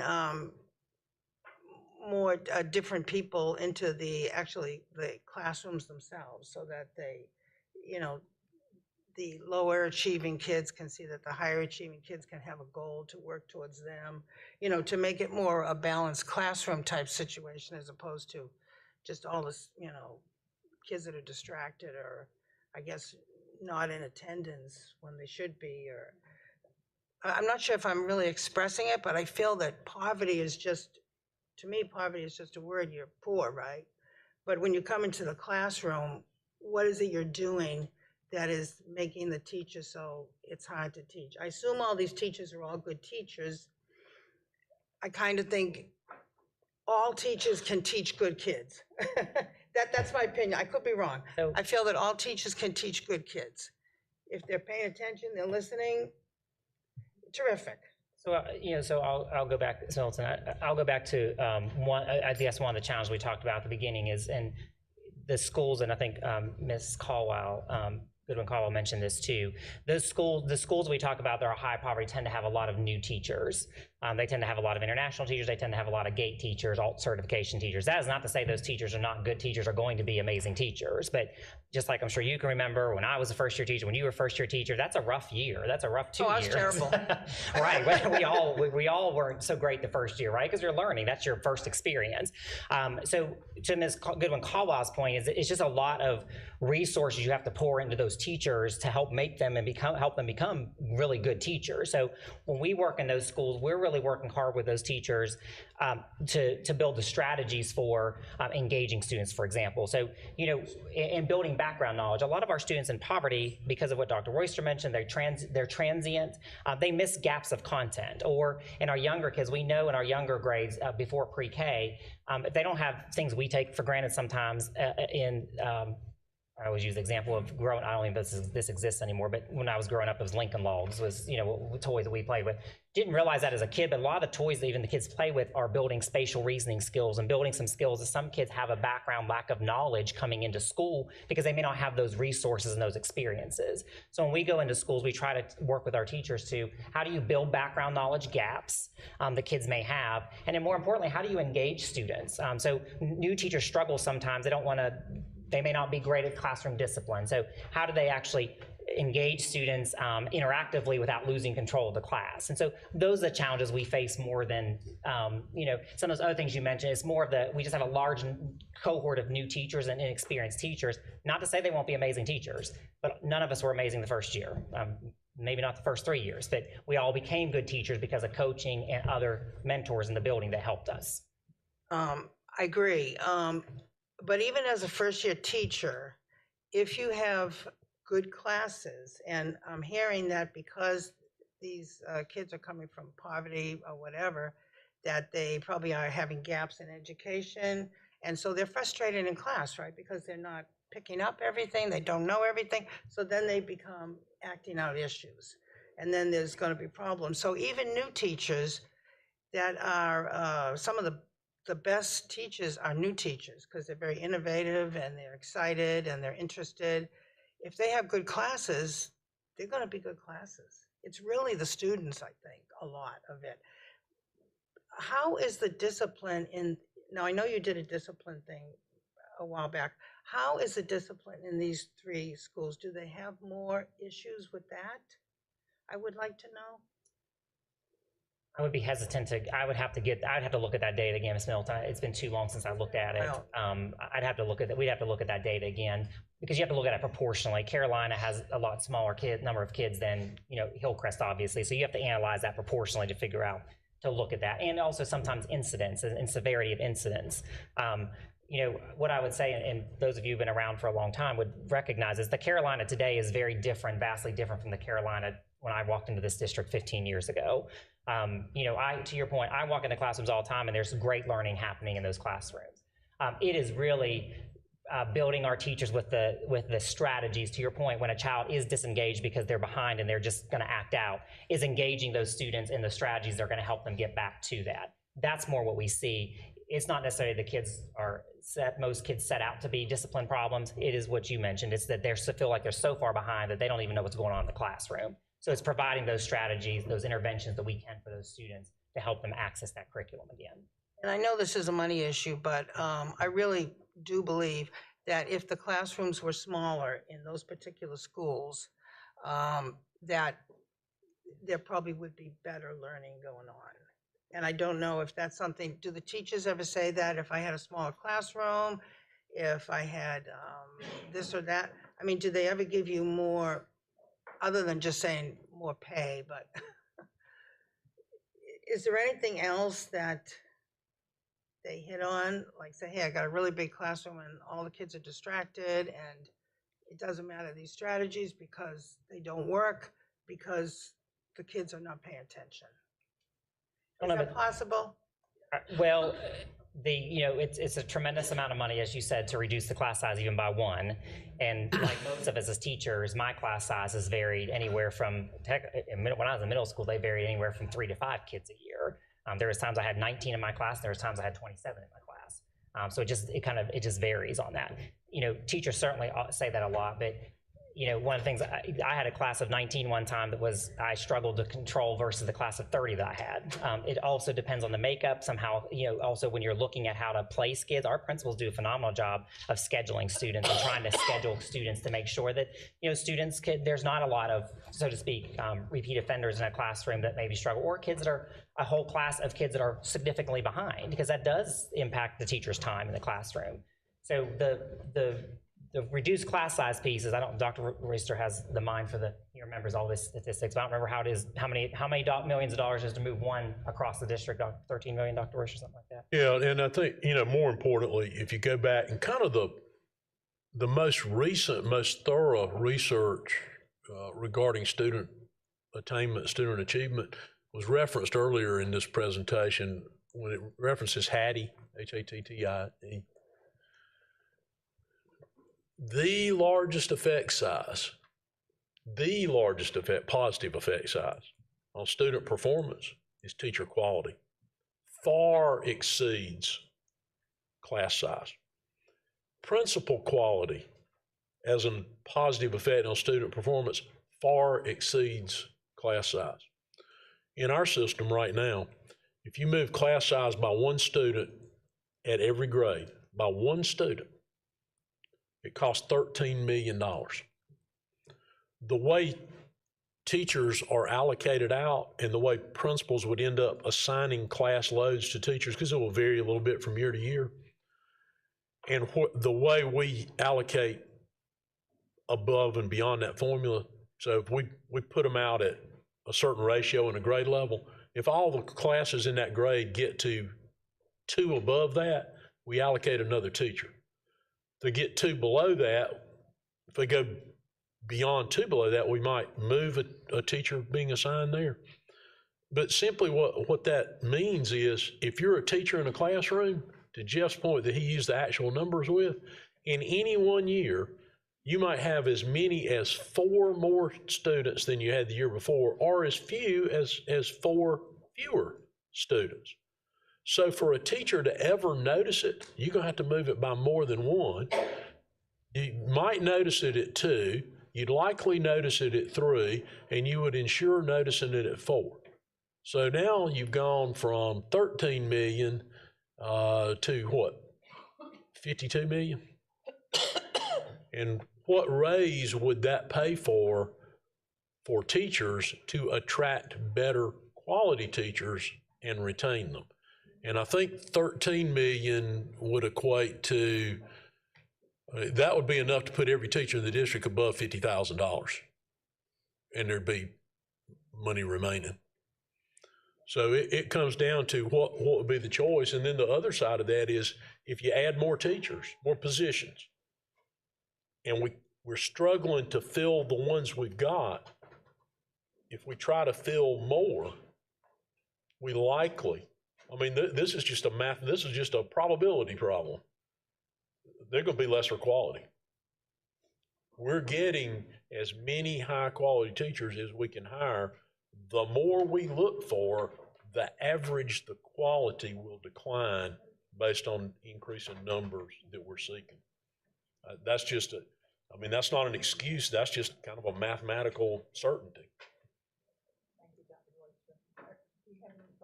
I do remember, oh, go ahead, yes, just quickly. All right, without objection, I am going to extend for 10 minutes. Go ahead.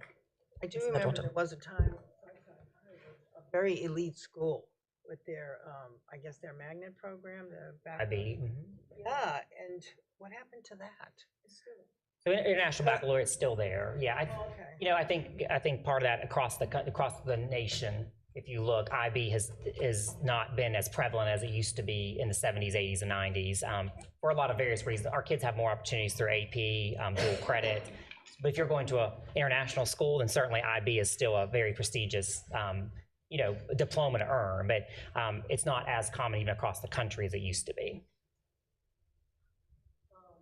Thank you. If you could get those discipline numbers for me, I'm sure that'd be easy for you to pull that up. Yes, we can get that for you.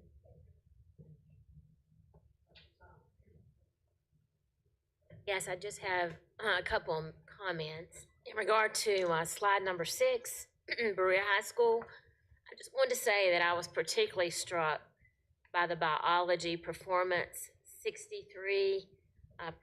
That was 17 points higher than all the other similar schools. And I just want to say this, I don't know that teacher or those teachers, but I'm going to make a prediction that they were quality, experienced teachers. And right there is evidence of what the difference can make for our students in high poverty and consistently low performing schools. So I am a strong believer in doing whatever we need to do to ensure that these schools in particular have access to that type of teacher. That's why I am in favor of providing stipends for teachers who have that expertise to go into those schools. I'm in favor of providing that. I have encouraged that, and Dr. Royster, I'd like to say to you, thank you for the update today. That was actually my question. Thanks for the update on that, and for your willingness to be a pace setter, to set the pace for that, and for choosing 2 schools to pilot that model with, because I predict when we do that, not only are we going to raise the bar for these schools, we're going to raise the bar for Greenville County, and we're going to be a pace setter for this state. So I am very, very excited about that. And a final word on whoever, this biology teacher or teachers, whoever they are, I think we also need to take the time to commend them on a job well done. Because what we recognize publicly, that's what gets duplicated. And I would personally love to know who these teachers are so that I can personally write them a note and say thank you your work has not gone unnoticed. It would also be great on occasion to have one of those teachers come in here before this board where we could say to that teacher, thank you. I think that would make a significant difference for our teachers if we acknowledge them sometimes on occasion in this boardroom. So just my comments and thank you, and I hope that Mr. Reimer, when you're out visiting Berea, I hope that when you go into the biology department, you'll make sure that Dr. Stiles sends her highest regards and commendations for a job well done. Will do. Thank you, Dr. Stiles. And with that, I thank both of you gentlemen. I know it's been a long morning on this subject, and what were we thinking at the agenda set when we only gave this 20 minutes? So I would have been disappointed had we only relegated 20 minutes of questions to a subject that's so important. So thank you for the presentation, and we will move into our next item, which is the administration portion. Dr. Stiles. Thank you, Madam Chair. Our first matter of business in administration is item 4.01, J.E. Sirrine Scholarship Awards. This item is for information only and will include a presentation by Mrs. Elizabeth House. Dr. Royster, I'm going to turn this item over to you for comments and to introduce Mrs. House. Thank you, Dr. Stiles. I doubt that there's anyone in this room that's not heard the name Sirrine. Cast a pretty long legacy of the life of Mr. Sirrine over the Greenville community. And one thing of great benefit to the students in our district was the legacy left by his bequest for scholarships. In particular, with there being a number of new board members, we thought it might be helpful to talk a little bit about the history of the Sirrine Scholarship, how it came to be, how it's calculated, because traditionally what happens is at the end of this month at your board meeting, you approve the awarding of those scholarships, which is to some degree a perfunctory task because the standards are laid out as to who qualifies for them.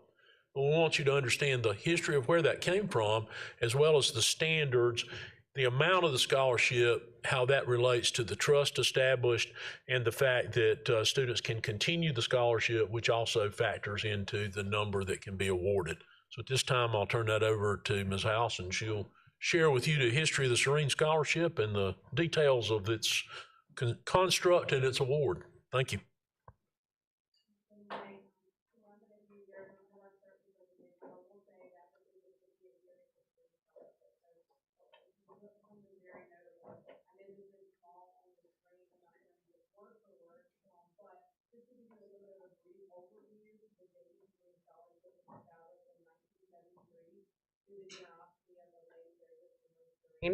He was born in Georgia. He was the son of George and William and Sarah Sirrine. The Sirrine family moved to Greenville in 1876, and he attended public school and private schools here, graduating with the Military Institute in 1886. He received a Bachelor's of Science from Furman University in 1890, and in later years, he was granted honorary degrees from Clemson, Presbyterian College, and Furman University. Mr. Sirrine was a practicing engineer here in Greenville. He was the director of 25 different firms, including most of the large mills in the Southeast, the First Nation Bank of Greenville, and the Greenville News Piedmont Company, Liberty Life Insurance Company as well. During his lifetime, he was known as humanitarian as well as successful businessman. He passed away in 1947, and following his death, a bulk of his estate was left as a perpetual memorial to his father and mother, which used this estate to financially help deserving graduates of Greenville County Public Schools. There are several different ways that we communicate the Sirrine application process. The Sirrine is a scholarship that is awarded to deserving students that are in need and also that are academically performing well. And what we do in our schools is for our school counseling departments, during all IGPs, school counselors meet with parents and students and discuss the application process for juniors preparing into their senior year and for seniors whenever they can apply during their senior year. We have FAFSA informational nights. Those nights are held virtually virtually and also in person to accommodate parents and students after school schedules. We always start out all of our FAFSA information nights and our presentations with information about the Sirrine Scholarship. We provide information on our district website, all school websites, and we also utilize School Links and School Link Scholarship website, and all of our school counselors have a Google Classroom that's set up with this information as well. And each school has a scholarship bulletin where they post this information and the process of how students can apply. The purpose of this, as we said earlier, was to award financial assistance to deserving graduates of Greenville County Schools. It's an annual scholarship of up to $2,000. That's $1,000 each semester, and it's awarded for a max up to 4 years for undergraduate study at a 2 or 4 year institution. Scholarships are renewable for a max of 3 years, which would cover all 4 years that a student was in their undergraduate study, as long as the students maintain satisfactory progress towards the completion of his or her program of studies. The management of the Sirrine Scholarship, the Wells Fargo Bank serves as a successor trustee of the Sirrine Scholarship under the trust, under the will of Joseph Sirrine. The Sirrine Scholarship application is managed here at the district office by our School Counseling Services Department, and we work directly with all of our high schools to ensure that application process goes smoothly and is explained well. New and renewal applications are reviewed each school year for approval processing. The Board of Trustees in Greenville County Schools, you all will approve the scholarships recommended through the Sirrine Scholarship Program Office during this month's board meeting. Once approved by the board, the recipients will be notified immediately. So what is our role in that process as far as our school counseling department goes to ensure that we're thoroughly going through all the applications? There's a formula process. Recipients are selected based on a formula which uses their class rank, financial need, and also their test scores. The 3 areas are entered into a ranking system and dispersed in order based on the amount available in the fund each year. So each year, there are 2 separate award groups. There's new applications and renewing applications. Renewal applicants are processed first, and then what is remaining will be distributed to the new applications. And just so you can see the formula weighting, with the class rank is 50%, the expected family contribution, that's directly pulled from FAFSA, that each student will fill out, is calculated with 30%, and the SAT and ACT or ACT scores are 20%. This gives you an overview dating back to 2019 of the amount awarded each year. Now, right now, we're currently in the process of closing out the application. We'll know probably hopefully by the end of this week or mid next week, what that number of applicants is going to look like once we get all of their information in. It is a long application process, so we will have those numbers for you, but it won't be until end of next week. And just to give you a little information about the upcoming information that you will be looking at as far as the applications go, for this year, we have had 747 initial applicants and 340 renewal. And once we get all of that information in, we'll process that, and then we'll give that to you here in the next coming board meeting, and you'll vote to approve it. For sure. Thank you so much for that presentation. We appreciate it very much. And I'd just like to share personally that I was a J.E. Sirrine Scholar, and I was able to enjoy that funding for 4 years. It really supported me throughout college, and so I'm very, very honored that they're continuing to do that, and very proud and very thankful for that contribution. Do we have any questions or comments? All right. All right, hearing none, we'll move on to our next matter of business, which is item 4.02, submittal of names for audit committee. This item is for information only. In keeping with board policy, an audit team committee of board members shall be approved by the board each year at the May meeting and will serve for 1 year. The audit team will consist of 5 board members and will oversee the external auditor and make recommendations to the full board for approval. Board members who are interested in serving on the audit committee will submit their name to the board secretary at the May committee of the whole meeting, which of course is today, to be considered. Therefore, at this time, I'm going to turn the floor over to Mrs. Glenda Morrison-Fair, our secretary, to accept nominations and to make any further comments that she deems appropriate. Ms. Morrison-Fair? Thank you so much. Are there any comments and suggestions for the 5 positions on the audit committee? Any comments from the board members? Any recommendations? Any recommendations? Ms. Goodwin Caldwell? I thought that when we were put on it, a couple of months ago, that we would be on it, and I wanted to continue to be on it. Ms. Linda LaVentus Wells? Yes, Madam Chair, I would recommend that we keep all those that were serving. Since it was a short time, that they serve for a full year upon their approval, if they are able to. I would make that recommendation, or I would even make it a motion to keep the 5 that are currently serving in the position. You're making that a motion? Yeah, I'd be glad to. Right. We have a motion on the floor that the current board members that are currently on the audit committee remain on the audit committee for another year. Do I have a second? And can you tell everyone who the names are, please?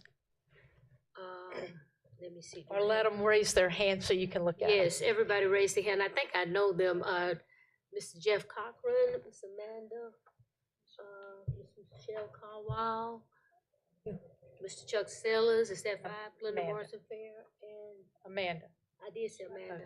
Okay. And yourself, right? Yes, Glenda Okay. Morrison Fair. There you go. All right, we have a motion on the floor and a second. All those in favor of those people staying on the audit committee? Aye.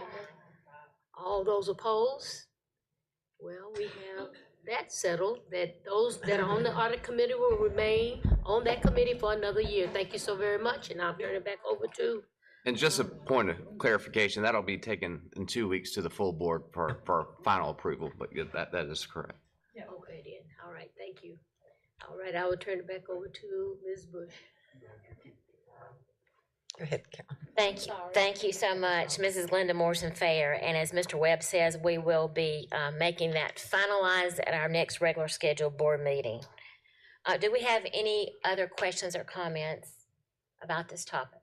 All right, hearing none, we're going to move on to item 4.03, dress code. This item is for information only and was submitted by Ms. Linda LaVentus Wells.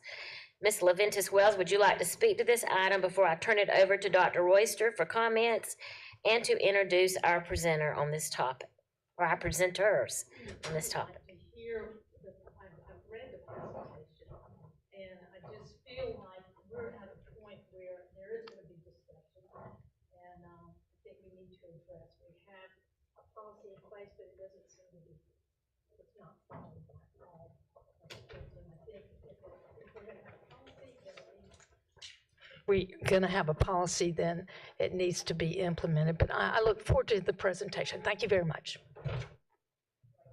Thank you, Dr. Stiles. If I might, before we begin this item, Mr. Keith just came in, the newly appointed principal at Riverside Middle School. I'd like to introduce him and ask him to stand. Mr. Keith, stand, please.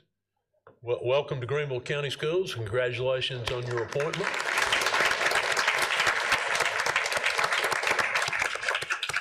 I believe you spent the morning with the SIC and the PTA at Riverside Middle. We appreciate you being here with us this morning, and again, welcome to Greenville. We look forward to your leadership at Riverside Middle, and you feel free to stay as long as you want or leave as soon as you'd like to leave. This is an interesting topic. Thank you, Dr. Stiles. As Mrs. LaVentus Wells mentioned, she asked that this be placed on the agenda to review the dress code and specifically asking a question that should we require uniforms?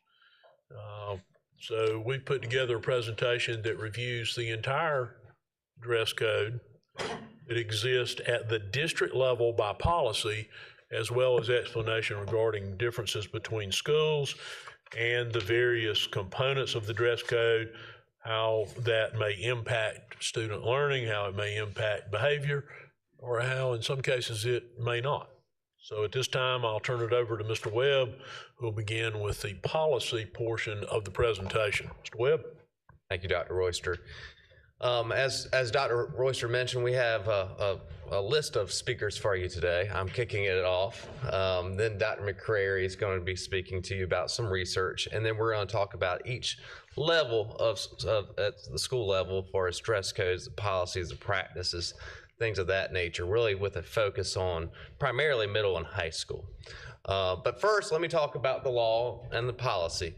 So, in some, courts have often deferred to school districts as long as a dress code is designed to further instruction, maintain order, and prevent disruptions, enhance instruction, then it's usually been upheld by any legal challenge to a dress code. As long as there's adequate notice of that dress code. So students, parents need to know with some specifics and some detail the requirements and how that's going to be enforced. With regard to uniforms, that has also been upheld for the same exact reasons. And when I talk about uniforms, it can be pure uniforms, or it can be something that is similar, like a polo shirt and khaki pants, things of that nature, when we talk about uniforms. Students do have First Amendment rights as far as attire and dress and what they wear. I've talked about how students do not lose their constitutional rights when they walk through the schoolhouse gates, and dress code's the same way, but they are limited, and what they wear and the messages is that they have, their attire cannot harass others, cannot negatively impact instruction, cannot cause disruptions. So those are the limitations and parameters for that. Cannot be profane, promote alcohol, weapons, and things of that nature. That would be contrary to the behavior code. So what does your board policy say, JCDAF? Well, first of all, let me say it is consistent with several national and state policies throughout the country as far as dress code. Secondly, I will say that it meets all the legal parameters far as what adequate notice should be, what the parameters are for what schools should implement. Does not allow clothing that is revealing, offensive, or distracting. Provides some detail as to what should happen if they are violating, a student is violating the dress code, what should happen. Specifically that a principal can either call the parent to require them not to wear that in the future, or for that student to change. Repeated violations of the dress code is to be handled in accordance with your policy, JCDA, which is behavior code, as a level 1 offense. Most importantly, what it does, it creates some detail in your board policy, but it authorizes schools to create dress codes that consistent with your policy, but specific to that school, specific to that community, and to best meet the needs of that particular school and student body and teachers. And it recognizes the final judgment of appropriateness is with that school and the administrator, and working with district administrators as well. So that is the law. That's your board policy, JCDAF. And how is that communicated? Well, first of all, you have the dress code for each school communicated in student handbooks, provided annually to students and to parents. Secondly, the schools will reinforce that through school assemblies, through the school website, and other avenues of communication. Board policy is provided annually at the beginning of the year in August, or maybe really late July, in the Connect Ed newsletter and information sent to all guardians and parents throughout the school district. And of course, it's on the district website as well, and as your board policy is. All right, I will turn it over to Dr. McCrary for his discussion on research. Good morning. So we set expectations by what we wear. If you look around this room, you look at what Mr. Webb is wearing, what Dr. Royster's wearing, they're not wearing tank tops or Hawaiian shirts. There's an expectation of professionalism. Same thing happens in our schools. It happens in job interviews. It happens at our workplace. A lot of times you might see people who work in maintenance not wearing jewelry of any sort, because that jewelry can be a safety hazard, such as a necklace. A necktie wouldn't be appropriate. In some manufacturing facilities because, again, of a safety issue. More and more, we're seeing for those schools that do implement more strict or stringent dress codes, like uniforms, move to it due to safety reasons.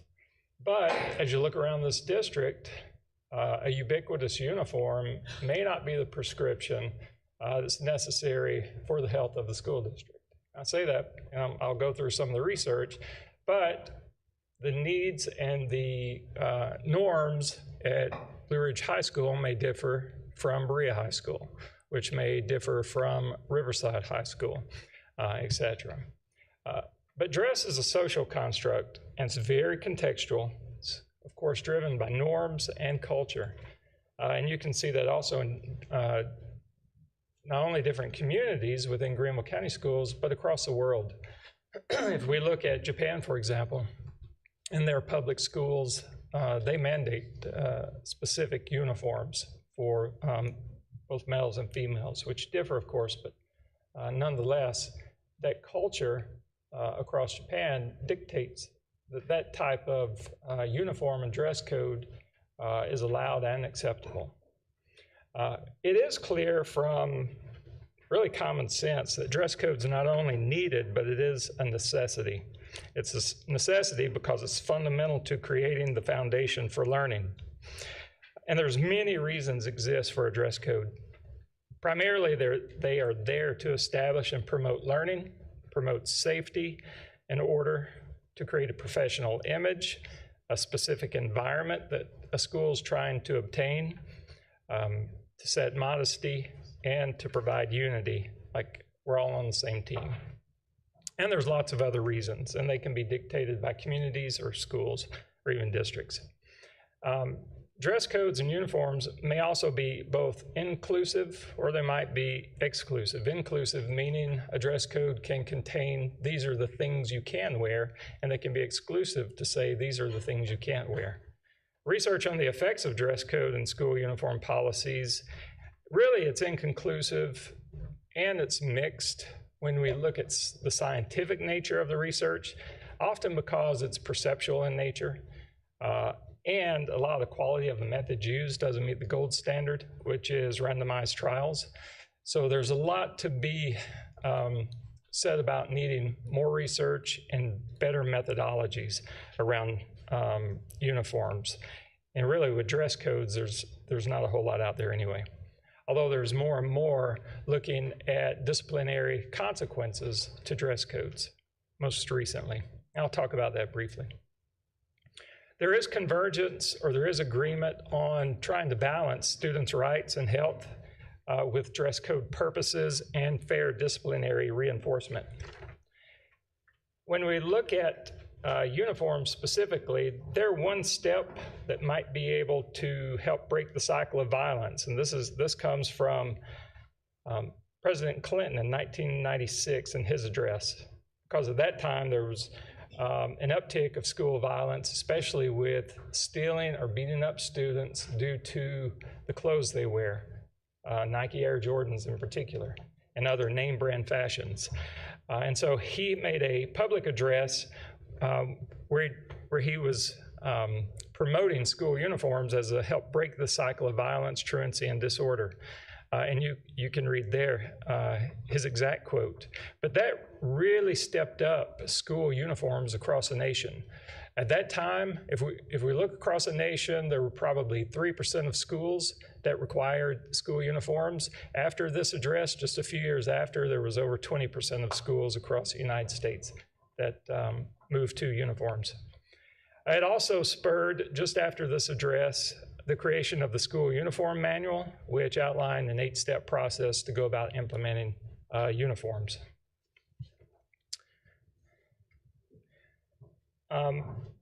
Most recently, from the Digital Commodity Exchange Act of 2022, which is HR 7614, this tasks the Government Accountability Office to study dress code discipline, and that's where a lot of the spotlight's been on most recently.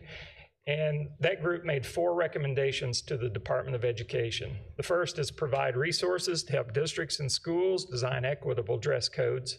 to include dress code information and existing resources on safe and supportive schools, to provide resources for state school districts and schools on the equitable enforcement of discipline, and to collect information on the prevalence and effects of informal removals and non-exclusionary discipline. So I've looked across the dearth of information that can be found about research. I included information, research, scientific studies that existed, and I have a list of citations that you can read through. Some of those I want to go over and point out. The first, for citations for uniforms, there's a thought that it may deter crime and increase student safety. And that is, it's easier to ID unauthorized visitors in a school. It's also easier to ID students if they're dressed similarly when they're on field trips or outside of the school grounds. Also, it can reduce theft of name brand clothing. It can also keep students focused on their education, not their clothes, meaning that there will be less distraction and might be easier to fit in. It could create a level playing field among students, reducing peer pressure and bullying, which exists potentially in competition and in teasing that may occur because of what someone wears or the kind of clothes they use or the name brands. And wearing uniforms may increase school pride, unity, and community spirit, increasing a belonging and being part of a team. There's also something to be said about students dressed in a more standardized way or better perceived by teachers and peers. And it seems to be a self-fulfilling prophecy, and that is, when I looked at it, there was one study that stuck out where they showed both students and teachers, they showed pictures of students to students and teachers. Students were wearing more informal clothes. They didn't show their face or any other accessories, but they showed informal clothing, student in shorts. They showed a student dressed in a school uniform in a much more formal way. And the conclusion of that study found that perceptually, teachers think that students who are dressed more professionally, more formal, are more intelligent, and better behaved, even when there's no other evidence about a student's background. And that type of research has been around for some time, and it seems to exist long term. There's also citations against uniforms. The first three I gave you there about not stopping bullying, promoting conformity, and restrict students' freedom of expression. Often that comes from students themselves, and it's perceptual information, not as much scientific, but also there's no viewpoint when discussing these matters in regards to juxtaposing it against school safety and safety concerns. But again, those that are against school uniforms say it may not improve attendance, academic preparedness, or exam results. And there's lots of reasons for that. There's lots of effects. Sometimes they're correlates, not causes, that change across variables. Just because you wear a certain, even as an adult, just because you wear a certain type of clothing, even a suit, doesn't mean you might not be a criminal. In school, just because you wear a school uniform doesn't necessarily mean you're going to do well on an AP statistics test or an Algebra 1 EOC. So there's lots of different factors that go into that. It also may make students feel a less sense of belonging. Even though you set up a uniform system, students dress a certain way, there's certain expectations set for them, there still must be a supportive, respective, and achieving climate and expectations set forth by the leaders of the school and the teachers. So there's not as much negative effects that I found as prevalence with no effect at worst. Again, climate and enforcement can be contributed to issues or no effect. However, there is a definite need for a dress code to permit promote some of those findings that I found. But again, it must be enforced. And sometimes enforcement takes away from student learning. Again, has to be planned, has to be bought in by the community and parents, and has to be enforced. Again, and so it is highly contextual, and there is need for community input. Okay, so I'll turn it over to Ms. Lewis. So in our current student dress code at all levels, students are expected to dress and be groomed in such a way that it's not a distraction or that it does not cause disruption in the educational program of the school day. The principal may create further guidelines regarding student dress, which are consistent with the guidelines that you will see in the presentation. In the event the administration determines that a student's dress is inappropriate for school, the administration will either require the student to change or will inform the student not to wear that specific garment to school again. In the incidence of repeated violations of the violation of the dress code, then it will be treated as a disruptive behavior in violation of our district's behavior code, and that is consistent at all levels. We do not currently have, excuse me, a district-wide uniform dress code, meaning every school follows the same procedures. What that looks like is that schools and their communities set their dress code based upon the feedback they receive, which we'll talk about in a moment.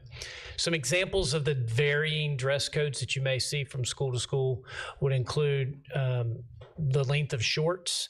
Some schools will ask that students place their arms beside their legs, and the shorts cannot be up higher than their fingertip length.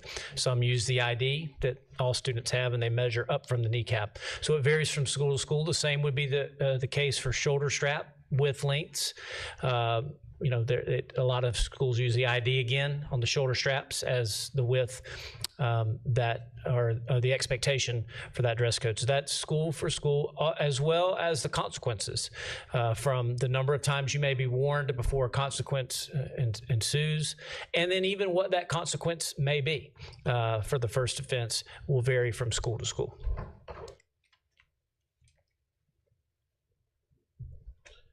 This is a list of the current schools in our district who have some form of a uniform dress code. So these schools most often will have uniform expectations, i.e. they may wear polo shirts in a group of colors. Some of the schools may have 2 to 3 colors that you can wear a polo shirt, or 2 to 3 colors of a bottom, a uniform length or requirement of certain types of pants or bottoms that students can wear. The first school in our district to implement a uniform dress code was Beck back in the late 1990s, and the most recent school on this list was Fisher, that implemented with its opening just a few years ago. We do have a process that is used across our district for a school as they implement a uniform dress code, and that first comes from a determination of need. Each of the schools on the previous slide presented that need to folks in the administration and talked about what that need came from, so be it from issues in their community, challenges in their current existing dress code procedures, or other needs.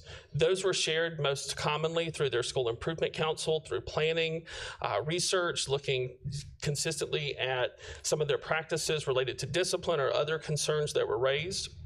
We require the school to put together a communications plan. How do we plan to share this information regarding this implementation or moving towards this need for a uniform dress code? Schools are required to hold meetings with their PTA, parent focus groups, their faculty and staff, as well as student groups to discuss the changes that would be required to implement any type of adoption of a uniform dress code. We also want to make sure that as schools are implementing these types of procedures, that there is promotion across multiple platforms, and that there are a variety of events that are held that schools would include multiple stakeholder groups to be sure that they're communicating these types of changes to that dress code. New dress code announcements are typically done in the spring prior to any fall implementation. Each of these schools followed, again, that same procedure so that schools have time to share with their families for any incoming students, but also for students who would be returning for the next year. And also schools who implemented these dress codes each provided either closed closets and/or scholarship opportunities for students who couldn't afford those initial uniform pieces so that they would have opportunities to be in compliance with those dress codes. This is a typical timeline of what that would look like. So schools would begin in August or September, having those initial discussions with their faculty, their school improvement council and their PTA about the need for those significant changes or moving to that uniform dress code. In October to November, there would be parent meetings, different organizations. December, January, those finalized plans would be announced so that movement to a uniform dress code would occur. And then, of course, in January, February, we would begin that implementation and publicity of what that new plan would look like. March and April would allow for additional community feedback sessions. April, May, that new dress code requirements would be published. Schools and the school and students and community would be able to see what those would look like, how that would begin to unfold. And then, of course, that would be shared over the summer for a final implementation in August. And then a review of that dress code in October would be required. We want to share with you some examples of what these dress codes from some of our schools who have had success with these over a number of years. And so we've invited Jordan Finley, principal of Hughes Academy, to share with you some thoughts about what some of the impacts are of a uniform dress code. Good morning. Thank you.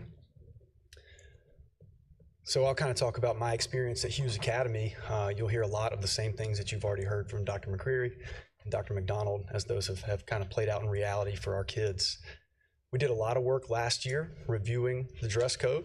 We are a uniform school in the sense that it's not a prescribed uniform that's the same for every child, but it is consistent with what you see with other school uniforms in our district. Collared shirts of a solid color, khaki pants, non-denim bottoms. We've made adjustments every year in the past 6 years that I've been there based on feedback from the community. Last year, I think coming out of COVID, there was some definite adjustments that had to be made after kids spent a lot of time at home. Their understanding of what appropriate dress was seemed to have shifted a little bit. But I will say what's true from the research, from what I've seen from our students, our community still values the uniform because it does seem to alleviate those social pressures for middle school children. A lot of times middle school kids experience what we call the spotlight effect, which means they're under the impression that everybody's looking at them and judging them for how they look. So having them in a uniform does kind of eliminate some of that.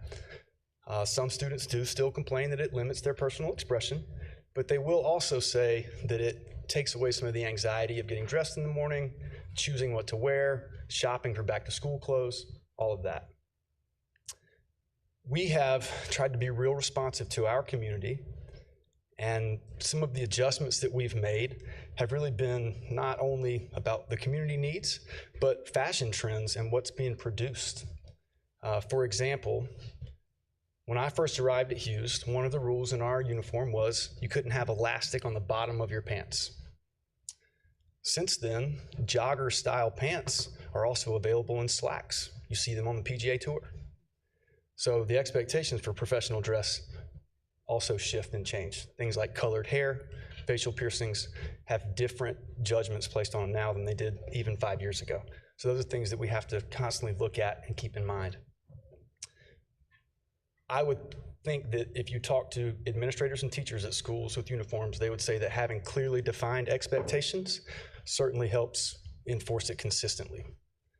I've worked in schools that don't have uniforms, and I was convinced that fashion companies find loopholes in uniforms and create clothes to fit in those loopholes.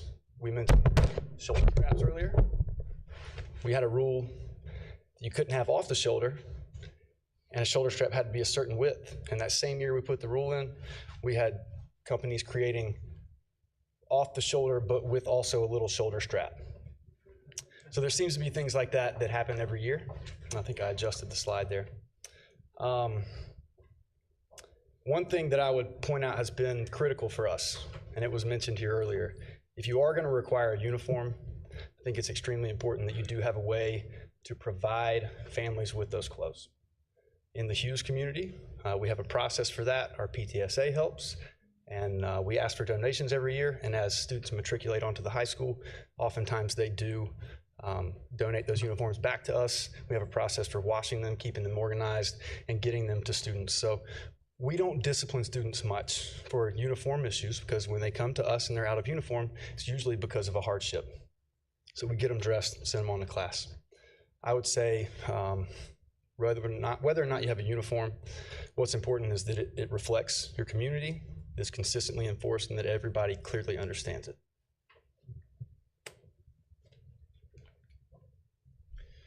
As I mentioned, our expectations for principals in terms of dress code is, of course, to include it in the student handbook. It needs to be very transparent, not only what the expectations are, but what the consequences are for violations of the dress code.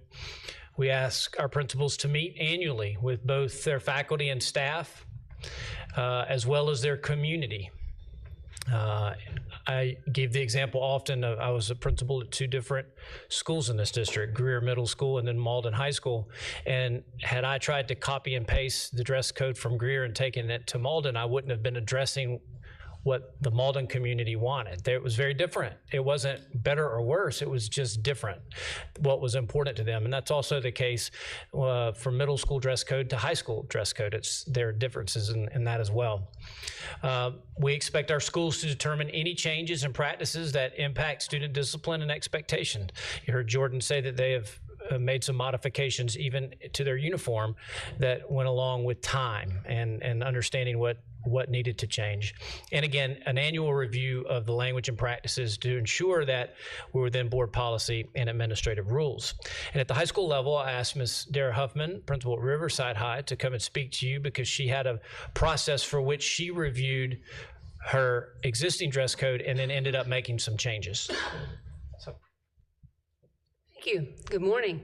Much like Jordan, coming out of the COVID year in 21, 22, we had our same dress code that we had always had, and we heard a lot of rumblings about the need for change. So what we did is we met with a variety of student groups, parent groups, teacher groups, and looked at the actual, what was the need for change, what do we need to change and look at.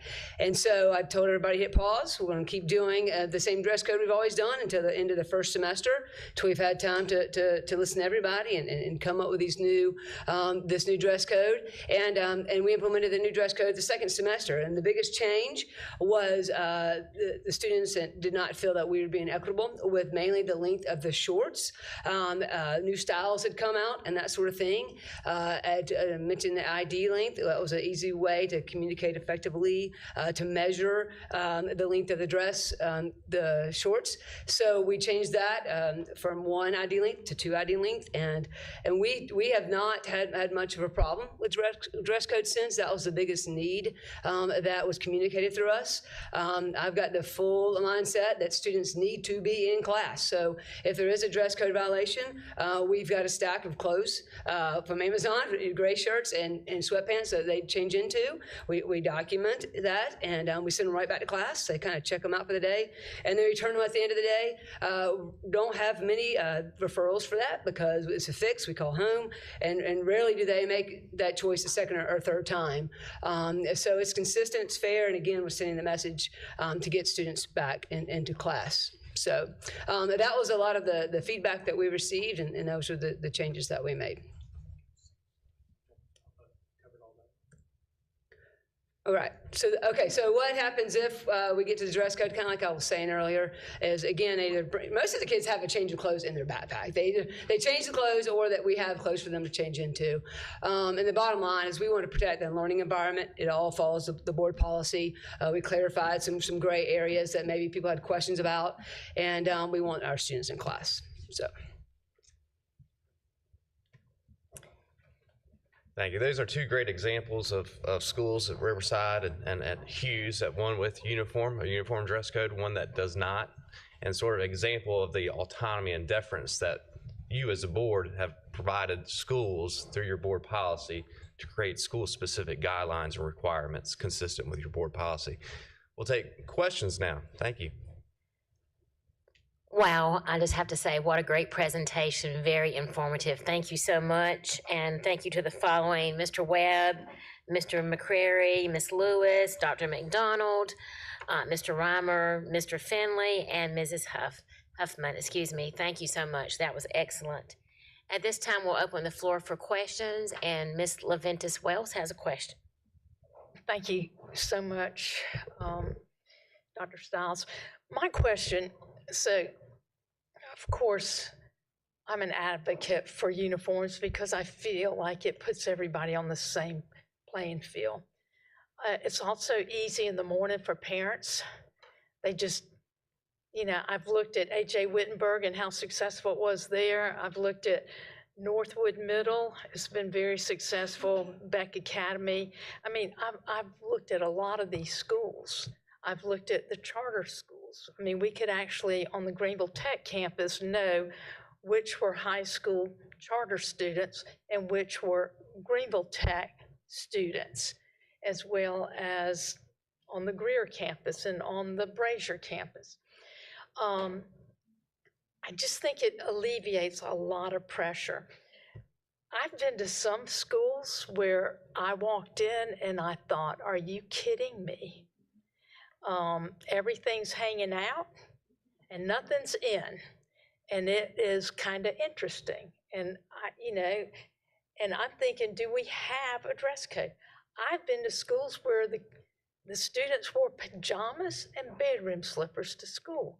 And I'm thinking, what message is this sending? Yes, they're comfortable, whatever the situation is, but is that what we're teaching them?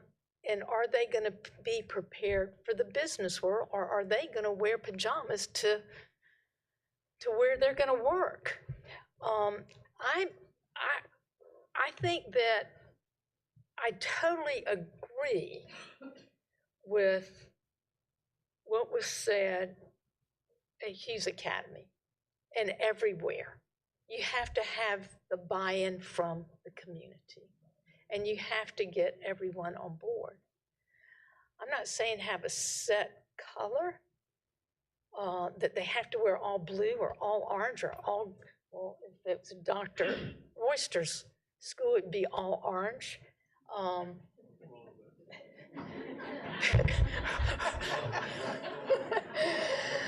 But what I am saying, Cherrydale's done a good job. I mean, these schools have done a great job, and I think and I've always given money so those schools could buy uniforms and have them on site. So if there are students that don't have them or come to school not wearing them, they forgot and they didn't wear them, they're able to change, all sizes. Anyway, that's the way I feel. I just feel like we're having a lot of discipline problems, and I heard Dr. McQuarrie talk about that.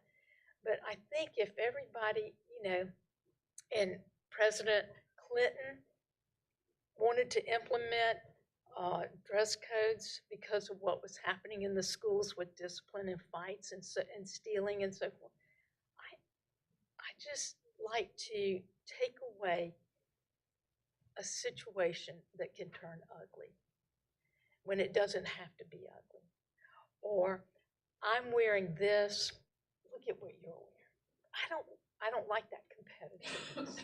I like for you to feel comfortable and be comfortable with your surroundings and not be pressured into going home and going, why are we poor? Why can't we have this? Or I remember I would go home and go, well, so-and-so had this on, and my mom would go, okay. I said, well, I don't have that. She said, okay. I said, okay. So I said, that was my way, my mother's way of saying, you're not going to get it.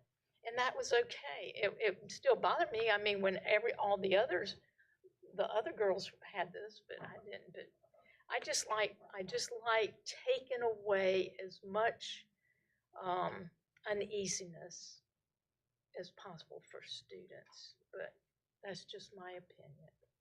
So, thank you. Thank you, Ms. LaVentus Wells. Ms. Mosley? Thank you, Dr. Stiles. Okay, so going back to the list of where we have dress codes and right now, I've always questioned, or I just, and maybe you answered this and I just didn't process it correctly. Why are we not standard across the board? Like, how many middle schools do we have? 20? 20. Okay, so why aren't all 20 of them under school uniform? I can't speak to that. What I can say is these schools requested. So these school improvement councils actually made the request. So they came in and put together a team to explore the uniform dress code, and they made a request and went through this process that I shared, and have made the request to be a uniform dress code school. Okay, so and I've had children go through both.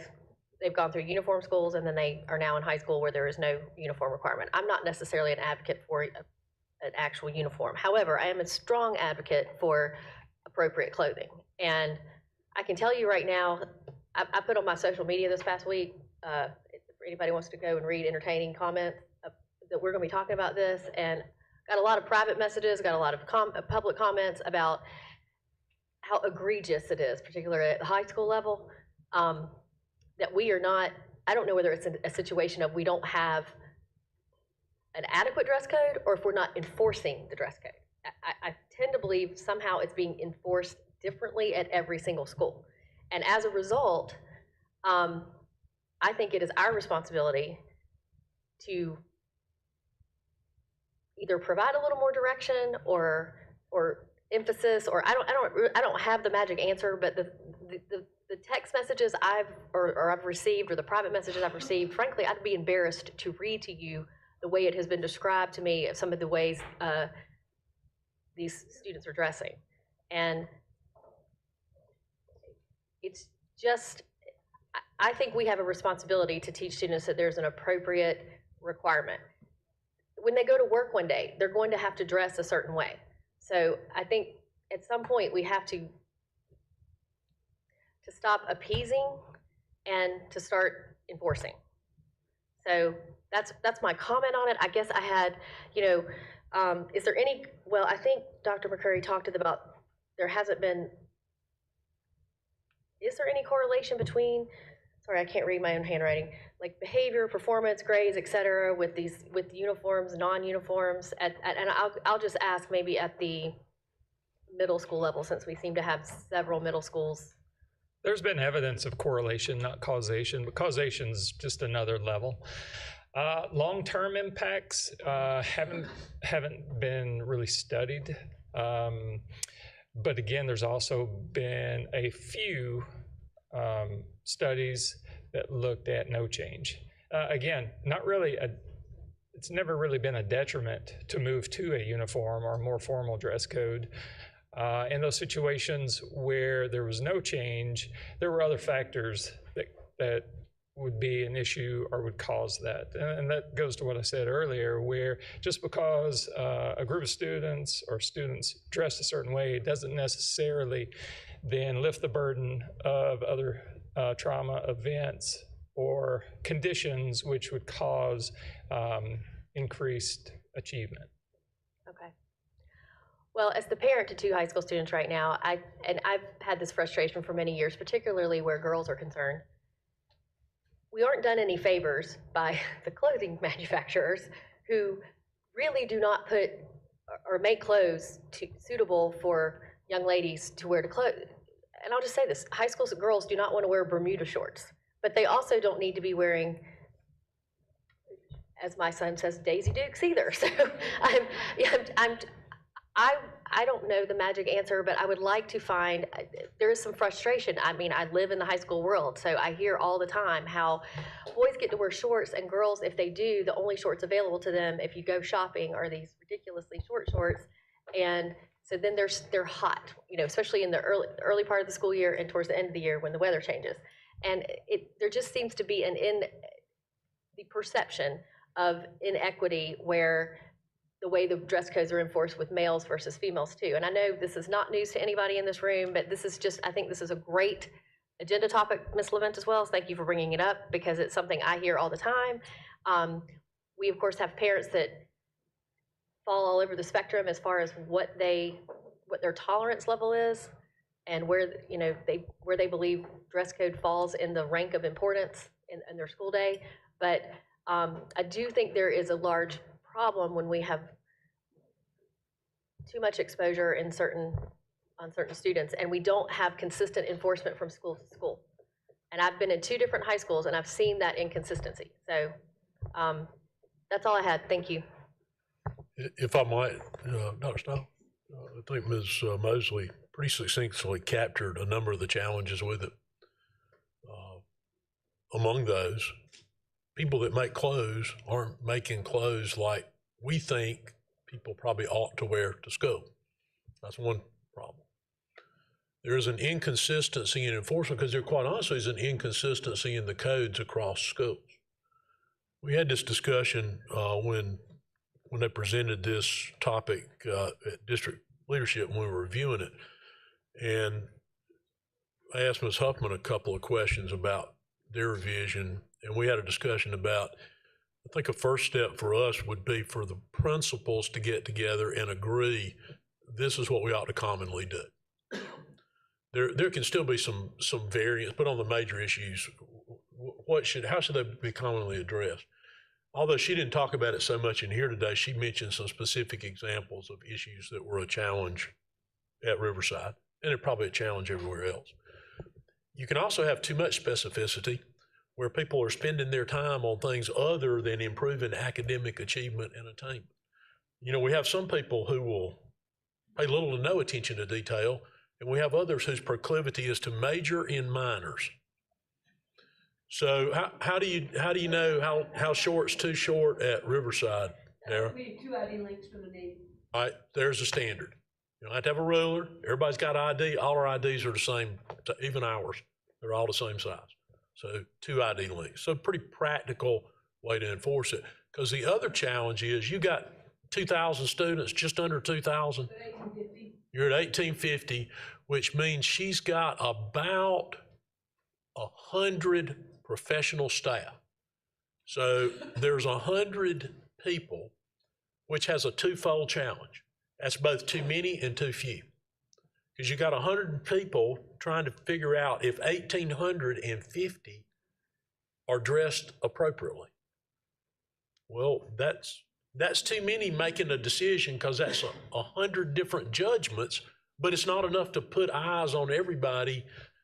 And this will happen. I'm sure it still does. It happened 20-something years ago when I was still in the school. They get all the way to the end of the day. Well, really? Nobody saw that all day long? But somebody last period finally noticed, not appropriate. So I think we could do more with standardization. The other point that was made is, you didn't say it this way, I'm going to say it a different way. They walked out of somebody's front door this morning. All right, so there's some responsibility at home.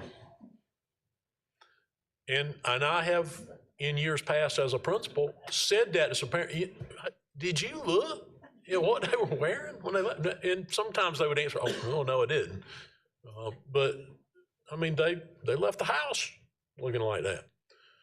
So the other is kind of, we have a misnomer. We have uniforms.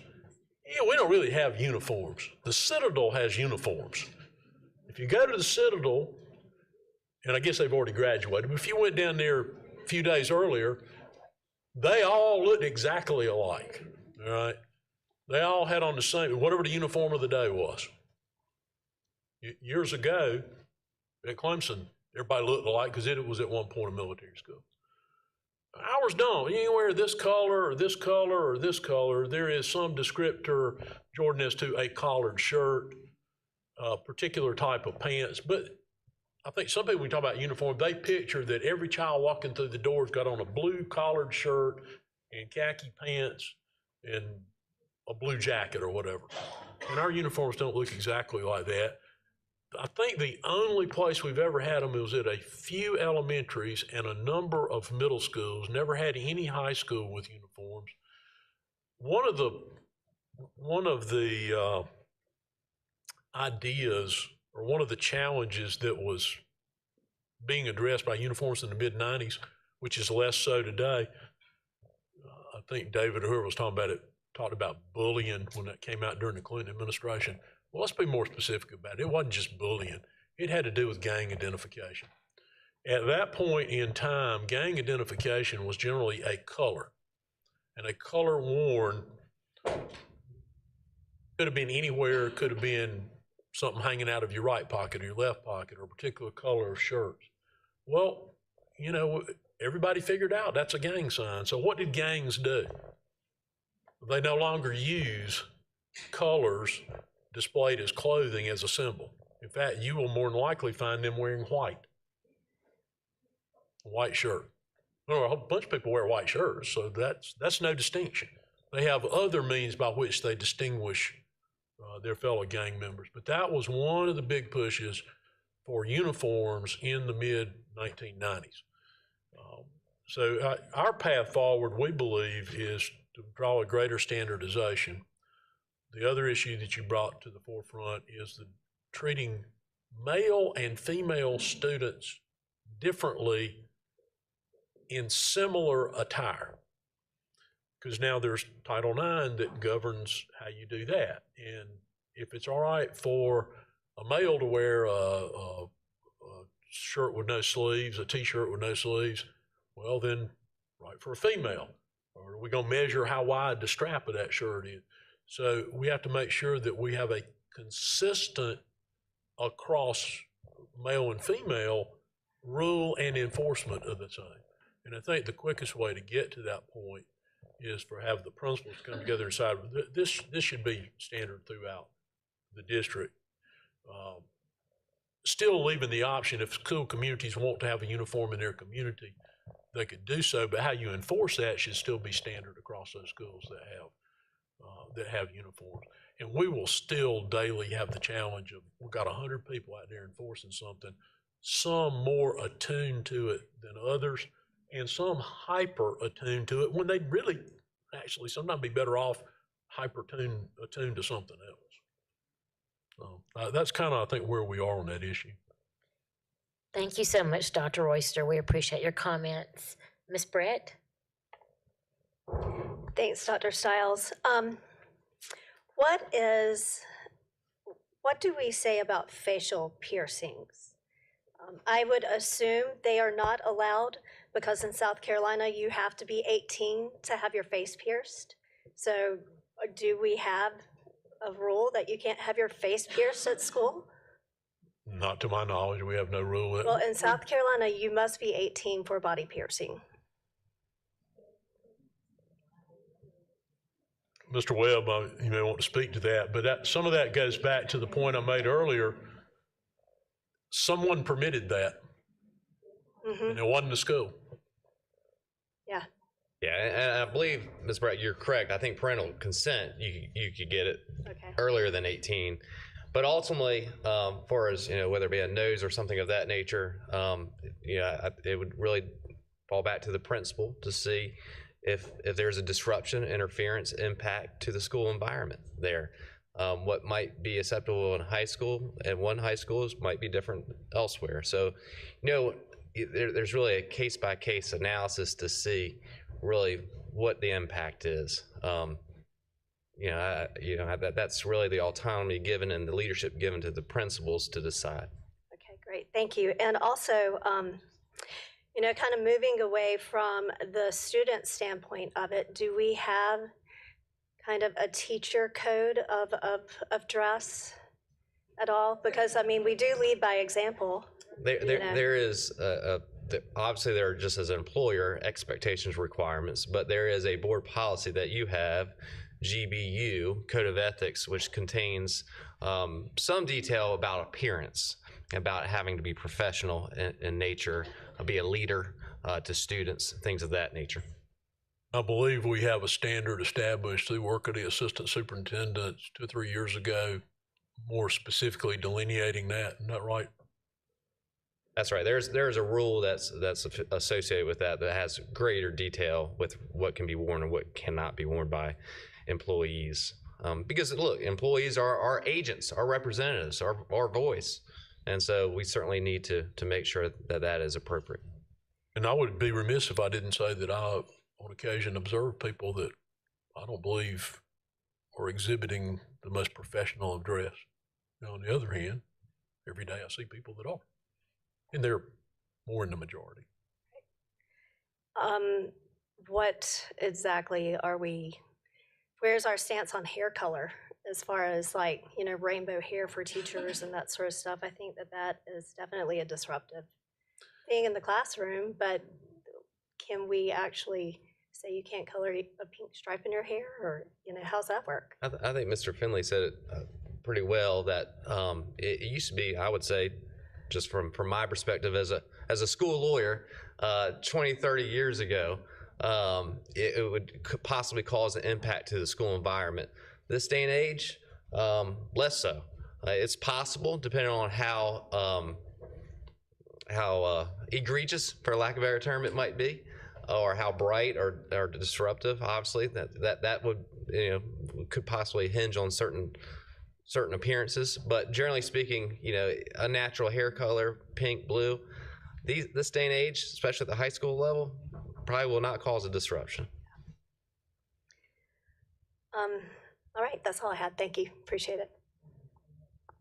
Thank you so much, Ms. Brett. Mr. Cochran. Thank you. Overall, do we sort of have a sense of how well the uniform, those schools that are wearing uniforms, how well that seems to be working in our district? Dr. McDonald, you have the most schools that have chosen to wear them. I think there are several schools that have considered having a uniform approach and attire, and decided, while working with their school communities, not to pursue that. And so I think it has worked well for some schools. I don't know if you would like to share anything else on it. I think to answer that question, it's kind of a hard question to answer. So are there still discipline referrals or still discipline issues related to dress code?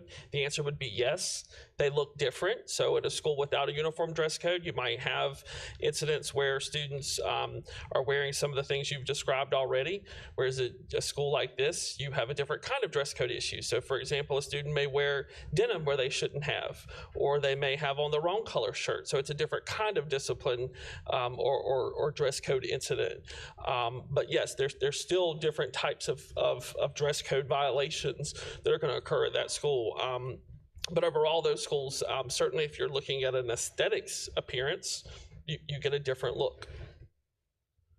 Are there any of those, do we have any schools here in Greenville County that at one point went to uniforms that have since decided to abandon them? I don't believe so, not to my knowledge. I don't know if that happened prior to my time at the district level. I don't recall any. Ms. Davia, you recall during your tenure as an assistant superintendent of middle schools, or even as a middle school principal, do you recall any? The only ones that I am aware of is I think there were a couple who required a collared shirt who have moved away from that, but they were not the extent of like a Hughes, for example, with a solid color or a khaki or navy bottom. But there are a couple of those.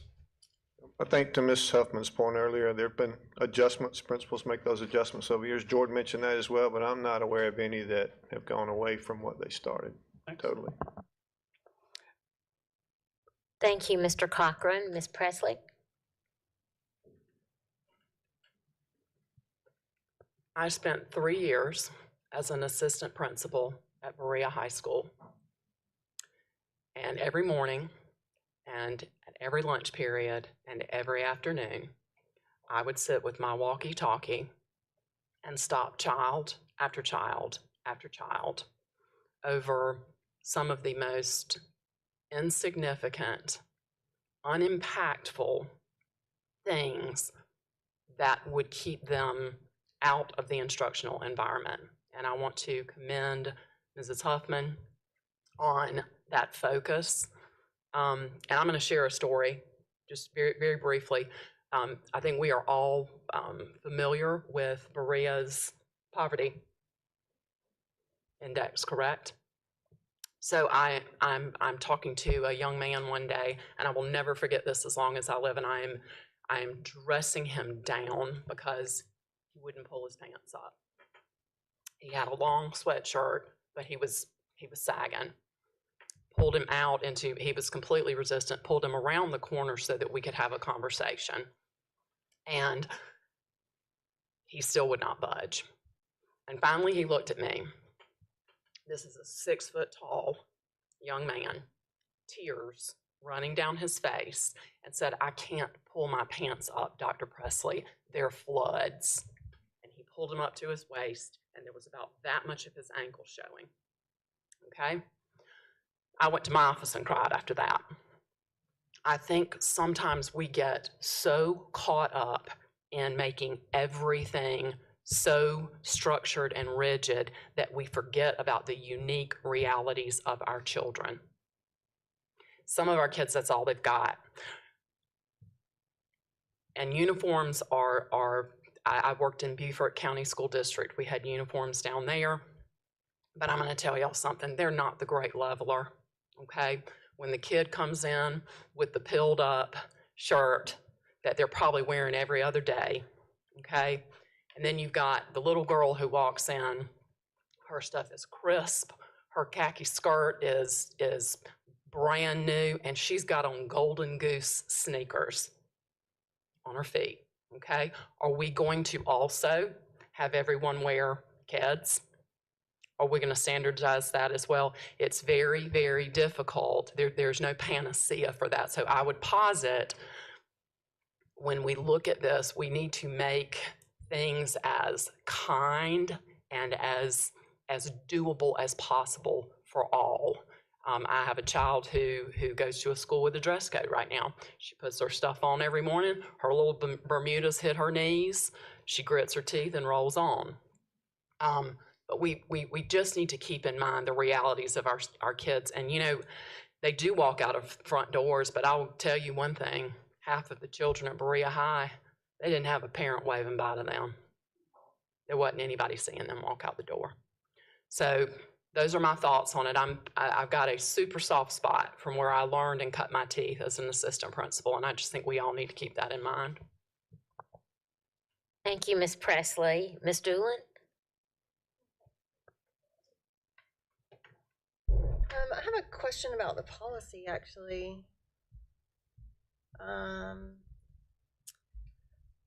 It says that it does not allow clothing that is revealing, offensive, or distracting. I wondered if those terms could be more defined because it leaves so much up to interpretation. We probably all have different opinions about what is revealing or distracting. And maybe it would be easier to enforce if there was a more specific definition of those terms. Well, Mr. Webb, speak to that because there are legal reasons for the lack of specificity. Sure. And so, you know, courts have actually looked at those terms because that is part of the argument by some parents regarding discipline related dress code is, does that give enough notice to parents and students of what is required and what is permitted at the school level? And courts have said yes, those terms are balanced to fit the needs of the school, recognizing that individual circumstances are going to hinge on really the specific attire that day and how offensive or how disruptive or how distracting that might be. So I will say that our board policy, JCDAF, is consistent with policies throughout the country. You know, school districts have struggled with how detailed that language should be. But I would say 99.9% of them have that somewhat broad language in there to allow that autonomy, that deference to the schools to make individualized decisions. So without, excuse me, Ms. Doolin, I'm so sorry, but without objection, I'd like to extend for 15 minutes. We have several other speakers. I'm sorry. Thank you. So, Mr. Webb, could individual schools define that level more? So, and they do to some degree. Revealing, for example, is sort of the ID on the leg, for example, or the spaghetti straps or something of that nature. So they do, within the confines of your board policy, they provide additional detail. Maybe if the principals get together like Dr. Royster mentioned, maybe that's something that they would do as a group to make sure they're all on the same page. I think that's the most appropriate and reasonable solution to it. There also has to be the consideration you can address, in the language in there has to do with disruption. And the courts have been, I think, Doug, pretty specific about you can't imagine a disruption.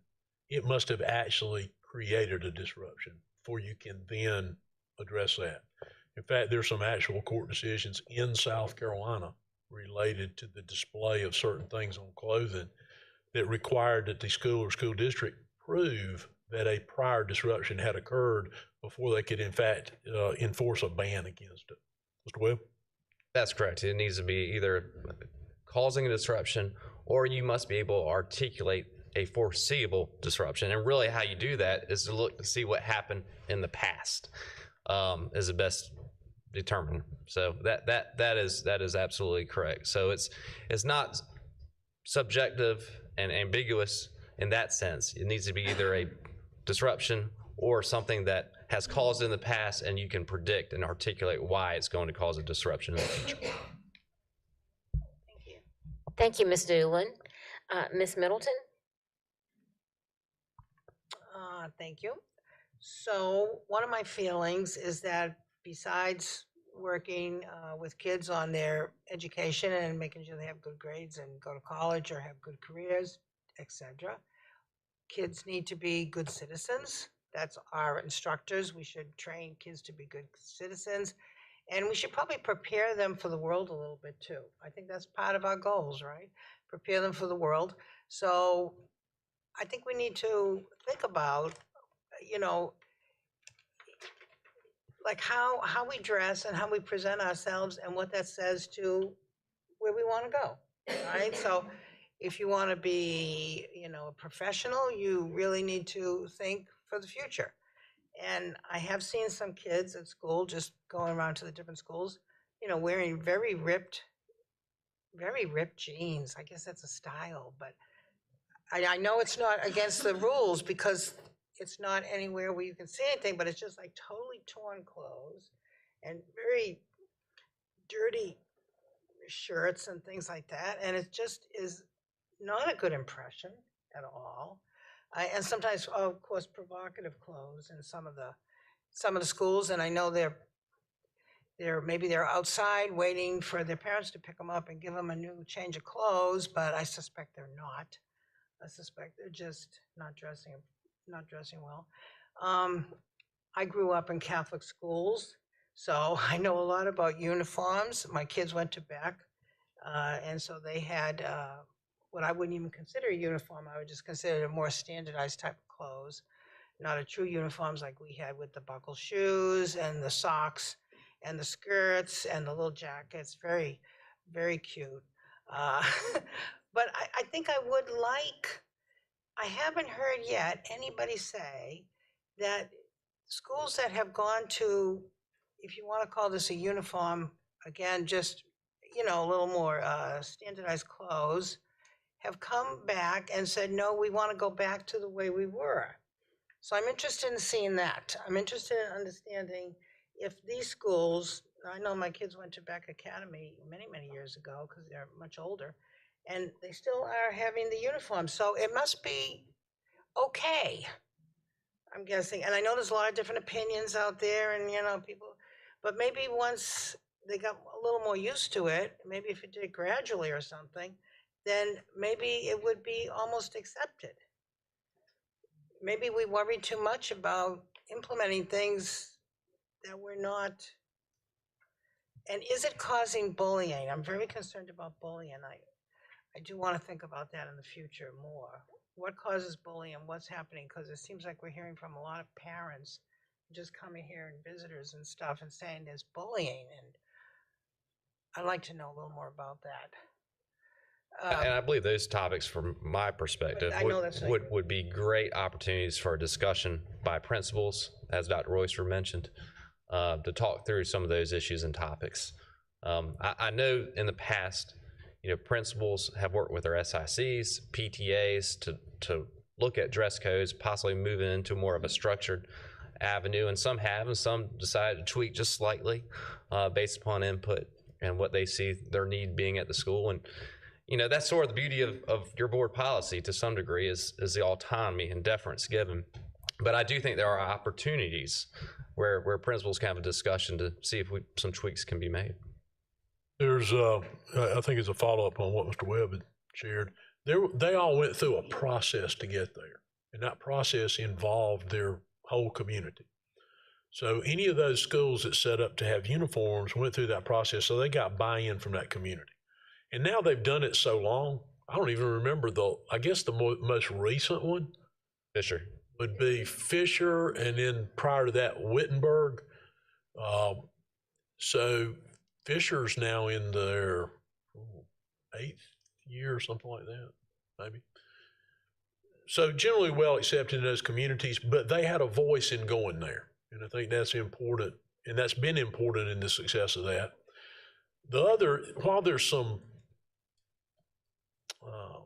correlations to uniforms and some positive outcomes, I believe I heard Jason say there has been no research that supports a causal relationship, i.e. you wear uniforms, GPAs are higher, students pass at a greater rate, there are fewer discipline issues. There's not really solid research indicating a causal relationship. The other is, as far as bullying, dress code or how a student is dressed becomes a convenient target for someone who is a bully. It's not the cause of bullying. It becomes, for a person who is a bully, that's just something else to bully someone about. Like they may bully them about their personality, their interests, their likes, their dislikes, who they hang around with, how they cut their hair. Bullying in and of itself is the issue and the problem. That simply becomes a target for that bullying. And that's not to say it might not diminish bullying to a degree, or one might look at that as if you don't address the underlying root cause of that bullying, it's simply going to shift it to some other aspect of a person's personality or appearance.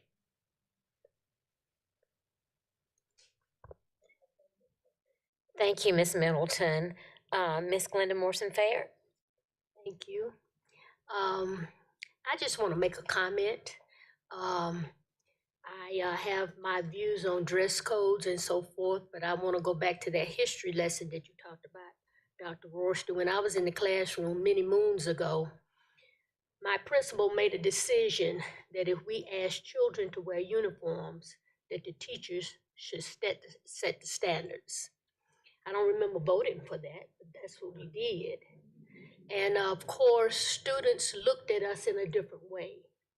And also the community did not mind buying in on wearing uniforms. But I want to take this conversation. I've heard many comments, and I noticed that the dress code goes in every sector that I'm involved in, whether it's church or the, evening sector or whatever. People have a different dress code than I'm used to. But I would like to congratulate Principal Hannah, because I was at a breakfast this morning, and you say your rule of standard was the ruler. That's how you do it. And your Riverside at this transformational breakfast was celebrated because your students contributed to the community, whether they were uniforms or not uniforms, over $100,000 to the community that was the least of these.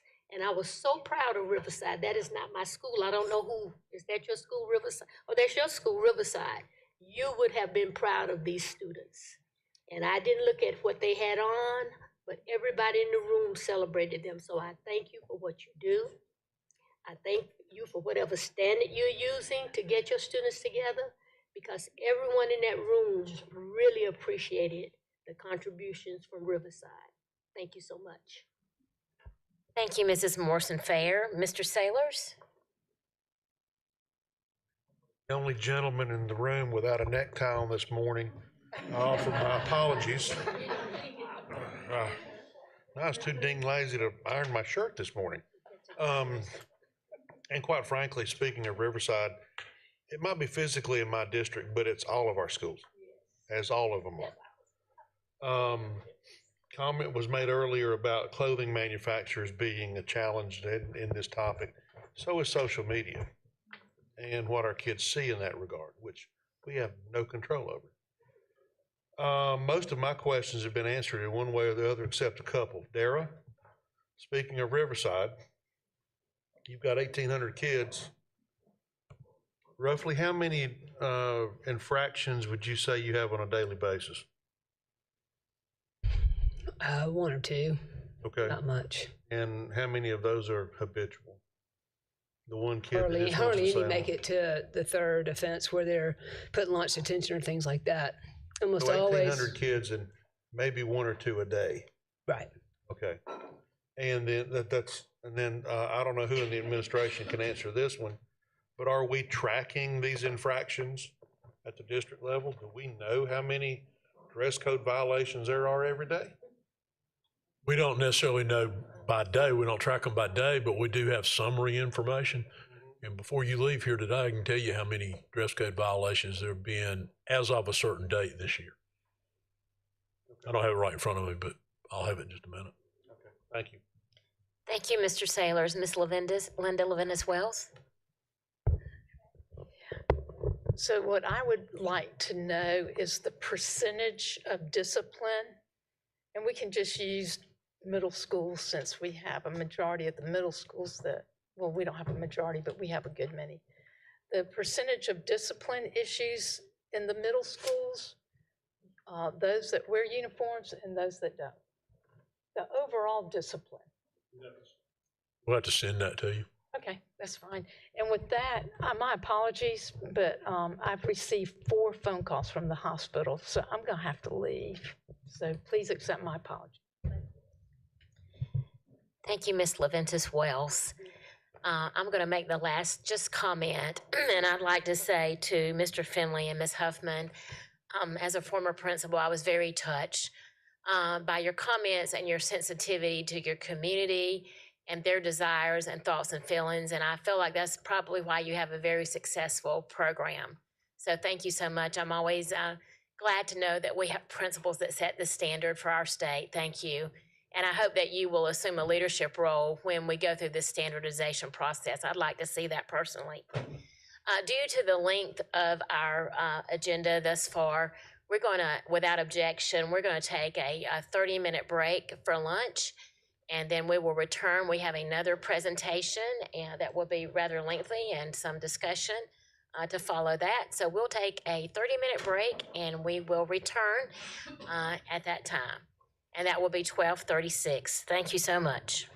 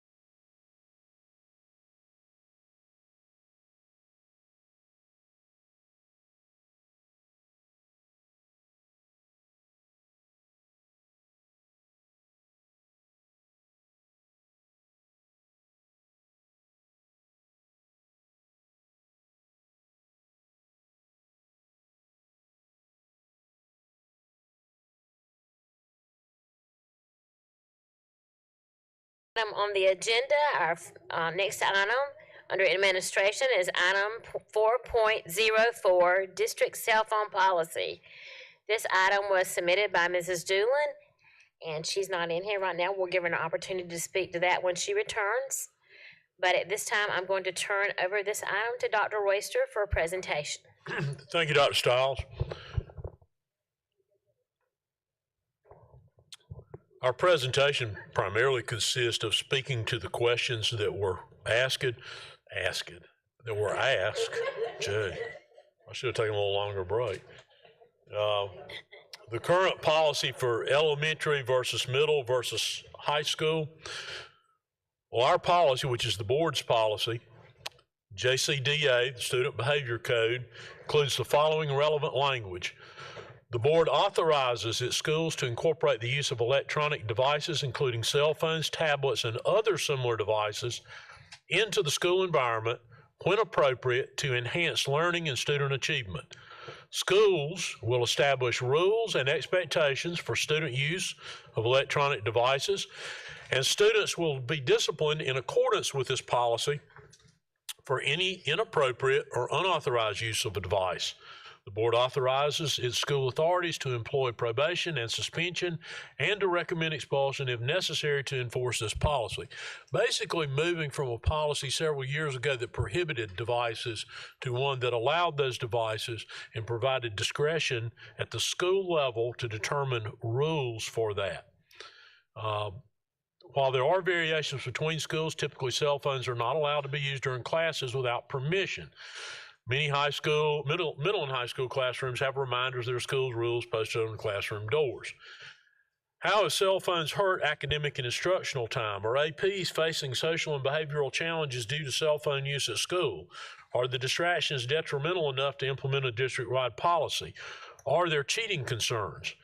Well, in response to that, the first thing, we need to analyze the existing research on this topic. We need to conduct surveys and focus groups to adequately answer these questions. We can't really say what our APs may be facing without discussing that in full with them.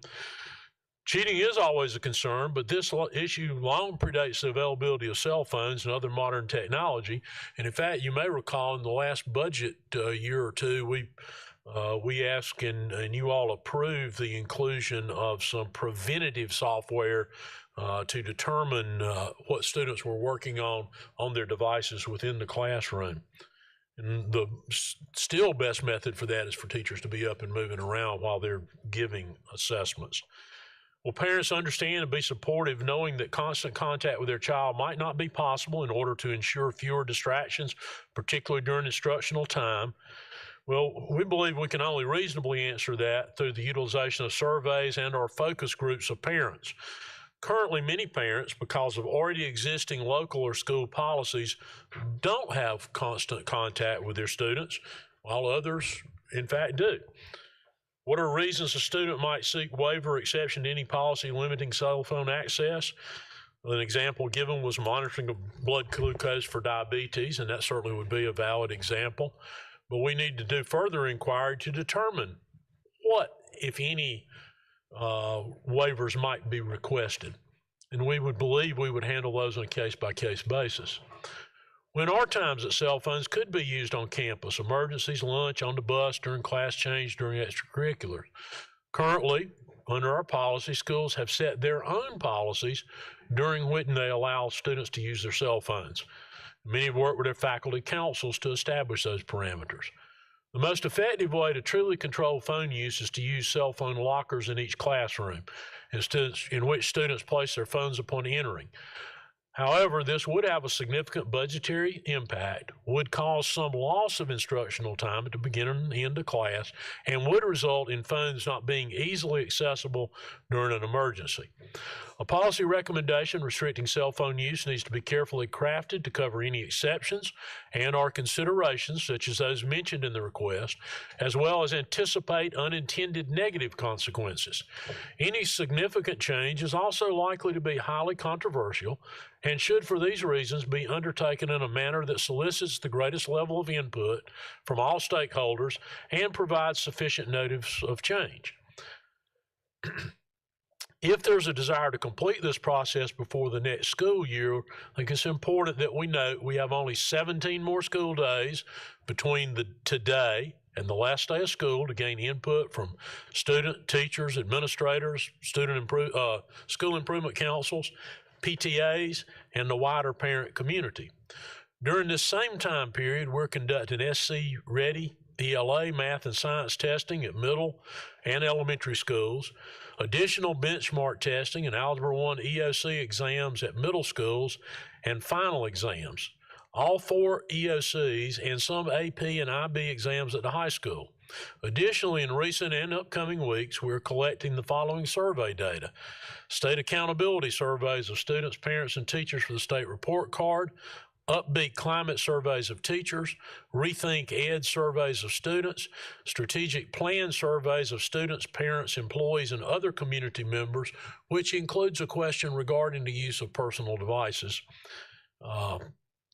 We don't believe it's advisable nor practical to collect meaningful stakeholder input over the summer break.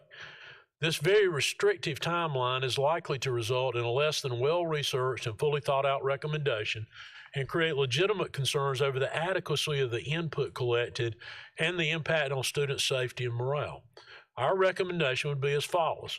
Following initial discussion by the Board of Trustees, the administration will convene principals and gather their input. Secondly, review model policies and research from what other districts are doing and how well those policies have worked.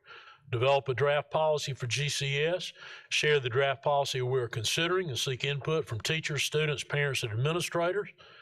Revise the draft policy, solicit further input, and present it to the board for discussion and action. This could result in a policy change that might be placed in effect for the second semester of 23-24, much similar to the manner in which Ms. Huffman described how they changed the structure and sanctions for dress code, or for the 24-25 school year. That concludes our recommendation and our responses to that item. Thank you, Dr. Royster. We appreciate that very much. Mrs. Doolin, you submitted this item. Would you like to speak to it first? Sure, thank you. I submitted it because our district is one that doesn't have an official standalone cell phone policy, and so many other districts do. They're fairly clear, so while it's great to get all this community input, I don't really think it's necessary to reinvent the wheel. Just from some unofficial surveys, I haven't found any parent that says, yes, my child should have access to their phone every minute of every school day. I think everyone generally understands during class, a cell phone is a distraction. Teachers all said the same thing, so I think as a minimum, for high schools, we could at least get to that level of the policy. I only know from my child's middle school that they just don't allow cell phones at all. They have to be off and in their backpack and in their locker all day, period. That seems to work for them. So I don't know what other middle schools locally are doing. But I think just in general, I don't know why we'd need to spend millions of dollars to put kids through school if they're just going to be on their phones or using their phones.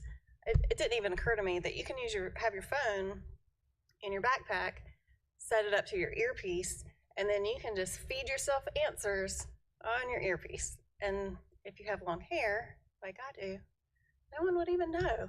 So it seems like there just are some new technologies that need to be addressed. I'm thrilled if the district wants to get this ball rolling and then bring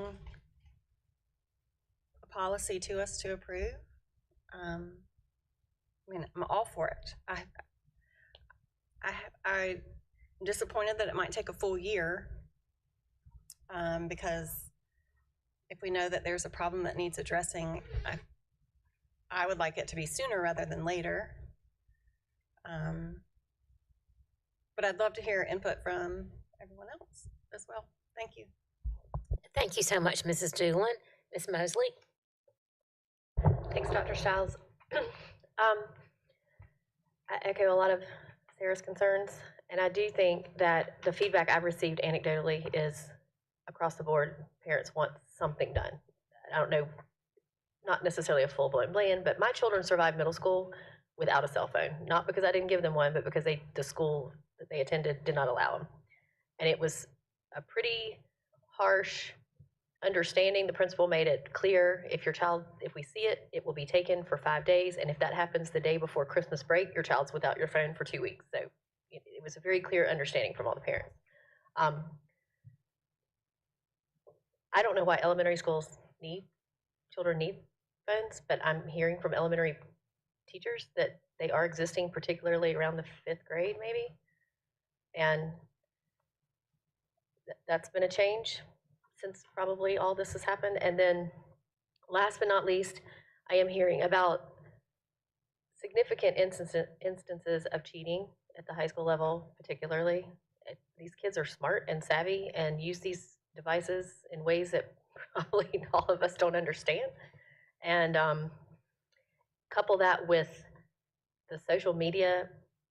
I've heard from one guidance counselor that at one of our middle schools that talks about some of the discipline problems that are created during the day often have come from social media posts or things that have happened during the school day. And so there's a direct correlation between maybe some of the behavior as well as and cell phone use. So I am all in favor of whatever the district comes to us with. The sooner rather than later I would be on board with. So thank you very much. Thank you, Mrs. Mosley. Does anybody else have a question? Ms. Middleton? Yeah, my comment really is just to concur from my experience in teaching, and I'm sure all of the rest of you that have been teachers. I mean, cell phone use is simply so riveting and distracting to teenagers and children. I mean, they just cannot pay attention when the cell phone is there. They simply cannot. It's like addictive. It's like a drug. I really believe that. Just watch the kids when they get off the buses, when they're dropped off at school, every single one of them, and they're somewhere out on social things and they're texting. I think they're texting each other. It's like they cannot be ever away from the cell phone, and I think it's kind of upsetting. Teachers trying to teach and the cell phones are out, or they're hidden behind their backpacks, or they're in their pockets, or cheating with them, and I don't know what is good about them. And social media and bullying is where that would probably come together. So yeah, I think anything we can do to limit cell phones would be terrific. Thank you very much, Ms. Middleton. Does anyone else have a question before I go back to Mrs. Doolin? Okay. Ms. Bush? Dr. Royster, if I like the plan that looking and making sure that we're involving the people that are most affected, families, and just as we found out this morning, it's not always as simple as that the pants are too low. It's the fact that there was something underlying in that. And so I think it's important that we go through this process and that we really, even that we establish, is there a problem out there? Is this just something that's isolated? But I want to make sure that if we do have teachers that in say a 5th grade teacher, if a 5th grade teacher is seeing cell phones in her classroom, does that school have the authority, or by the beginning of next year, if those teachers tell their principal, this is becoming a problem, and before next year, as we go through the process of looking at this and developing and making sure that we're getting input from all concerned, that they could go to their principal and that their principal could say there will be no cell phones. I mean, I know that our policy now gives each school the authority over that, and the same way with other incidents where where teachers have control of, because I know when I walk in some classrooms, I see that it says no cell, they've got the big sign on their door and it says, this is a no cell phone. And so I would assume that when you see that and you know that's on your classroom door, if that cell phone comes out and the teacher confiscates it, it's going to be, you know, that they have consequences. And do they have, I guess, that consistency of if this is the rules for this classroom, but then you might go to your next class and you're asked to use your phone, pull out your phone, and we're going to all Google this.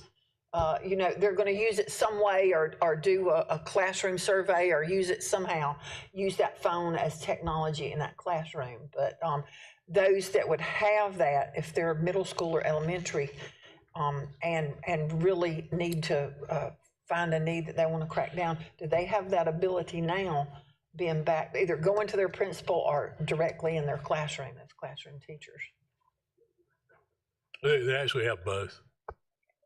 A teacher, the way the policy is currently written, the way it's carried out, a teacher can restrict how you use a cell phone in their room. Some of them say don't ever take it out. There's some that would say, this is the better, on your desk face down. Ms. Doolin's point earlier, I don't know what you got in your backpack. And even if we ban cell phones, there'd be no way to know whether they got one in their backpack or their pocket if they never take it out. So we have to think about all aspects of that, and they can. Doolin used herself as an example. Now, I can't hide it because my hair is too short, but there's several of you up here that could conceal the fact. And they're actually little small devices now that even with a short haircut, you wouldn't necessarily see that they were listening to it or transmitting information or whatever. We don't know what we don't know.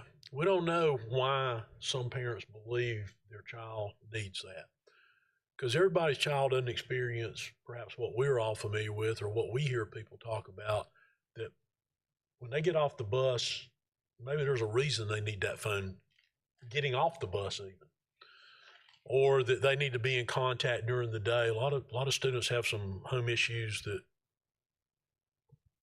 might particularly older students, cause them to need to be connected. You just have to kind of consider all that. And while we hear about or from people that believe that's an issue and a distraction, and I believe it is too, we haven't heard from people that I need this for a reason, because right now they have the ability to have it under controlled circumstances. So I think we certainly need to hear from that. I mean, it gives students access to a dark and evil world that at many of their ages, and even some of their ages at the high school level, their maturity level, it's not such that they need to have access to that, but they do. Now, if they're going through our system, it limits a lot of our buildings, particularly those that were built during the BEST program.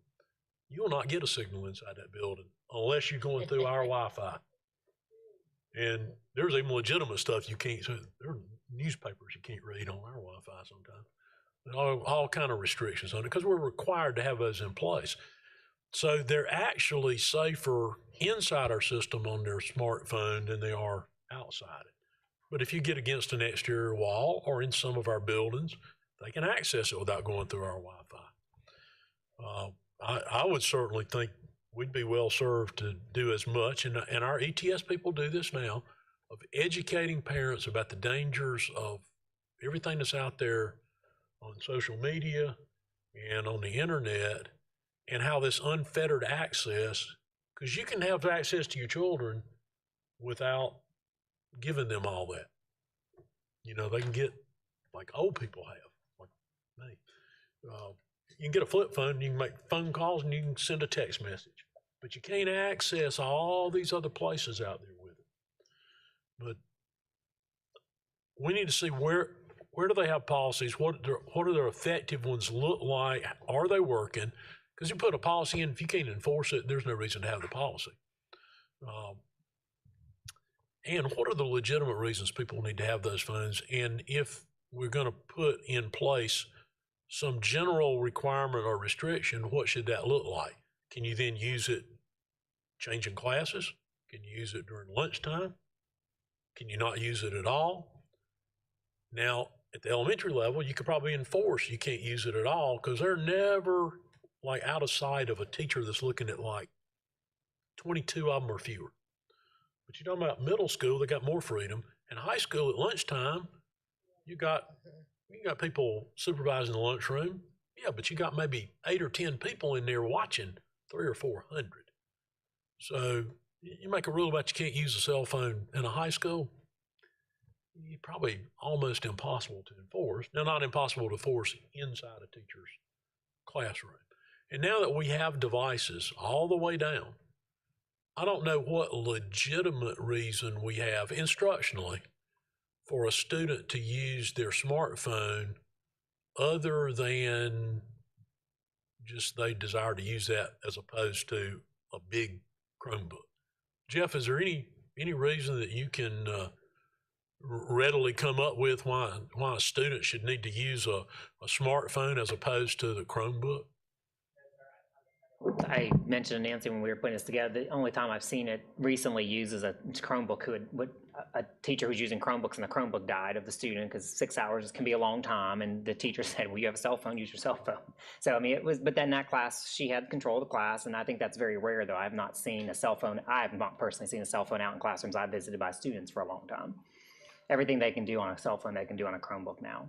And the only place I'm aware, unless I've missed one somewhere, that we have cell phone lockers, and I don't know how much they've used them, which is a question we'll need that we would do as a part of this.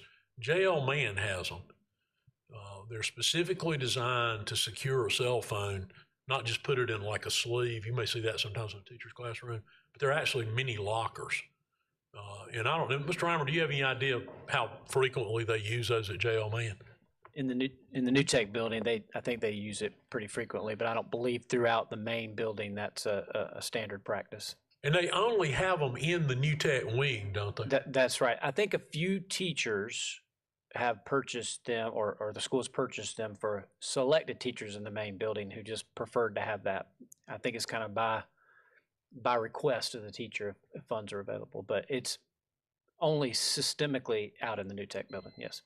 And what it does, obviously, is it keeps somebody else from stealing the phone, which then becomes an issue. If you make them turn them in, then you got yet another thing for the teacher to keep up with, and whose phone do I have, and whose is this one, and you gave my phone to John, and well, you know how that would go. So I think more thoroughly researched, so we can make a sound recommendation to you. Then you all decide whether you want to strengthen your policy, make it more restrictive, or leave it as it is, or I don't sense a sentiment to make it less restrictive, but one of those two things. Thank you. Thank you, Mr. Royster and Ms. Bush. Without exception, we'll extend the time for 15 more minutes. Ms. Presley? Thank you, Ms. Stiles. So I have a wonder and a statement. First of all, cheating is as old as time. And I heard that back in the 80s, girls may have done it like with their shaker sweaters and drop the cheat sheet in it. I heard, and potentially kicking your little Mia flat off of your heel when you'd have it down in the bottom. Everybody's eyesight was good back then. I heard that's not going to go away, and it will continue to morph and change according to people's needs. My wonder is if we tighten this, and again, I very rarely speak as a former anything because it aggravates me, but I'm doing it twice today. If we tighten this policy, your administrative burden, we just got finished talking about dress code a little while ago, okay? Your administrative burden will blow sky high. And we did that back in 2008, 2009, 2010. We took up cell phones. Now, I don't know how many of y'all folks have ever tried to get a cell phone from a student who was unwilling to give it to you.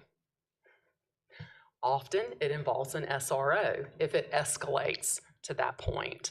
I think we need to keep that in mind. I think we need to keep in mind how prevalent those are in everyone's lives. I mean, shoot, even adults get in trouble with cell phones and texts these days.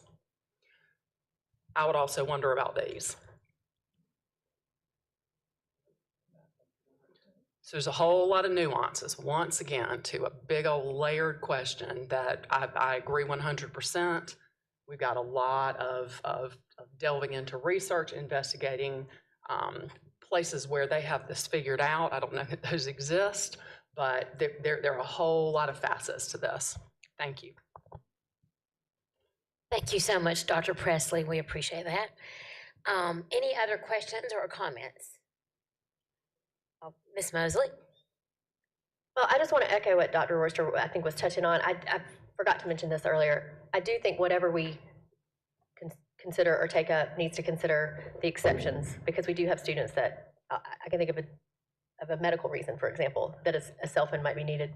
A child that has diabetes or whatever, sometimes those things are used to track sugar levels and stuff like that. So legitimate reasons, I heard you say that. The other thing, echoing what Dr. Presley said, is that even though I believe staunchly that something needs to be done, I also recognize that we do not want to create an additional burden, and this is also about dress code too, on policing this. You have some teachers that do this already really well. Creative solution one of my children's teachers came up with was they put one of those plastic cheap pencil boxes, Velcroed it to the corner of each desk, and you had to open that up, put your phone in it, shut it, and that's where it had to stay the entire class period. You know, I'm just saying that some teachers are more willing to fight that battle than others, but at the same time, a lot of the other concerns that I shared, that my constituents share with me, teachers share with me, and guidance counselors, et cetera, I think we can't ignore that either. So I look forward to whatever research you guys come up with. Thank you. Thank you so much, Mrs. Mosley. Ms. Doolin? Thanks. Thanks for all of your thoughtful comments and questions. One other thing I wanted to mention was that an AP reached out to me and asked that there be a clear policy and clear consequences for students photographing other students at school, posting those photos or sending them out to other classmates, making TikTok videos in the bathrooms, and recording other children in the bathrooms, which I think way crosses the line over to just call the police, but those can be considered in the policy as well. Those don't need to be considered. Those are already violated for the policy. They rise to level 3 sanctions in the discipline code.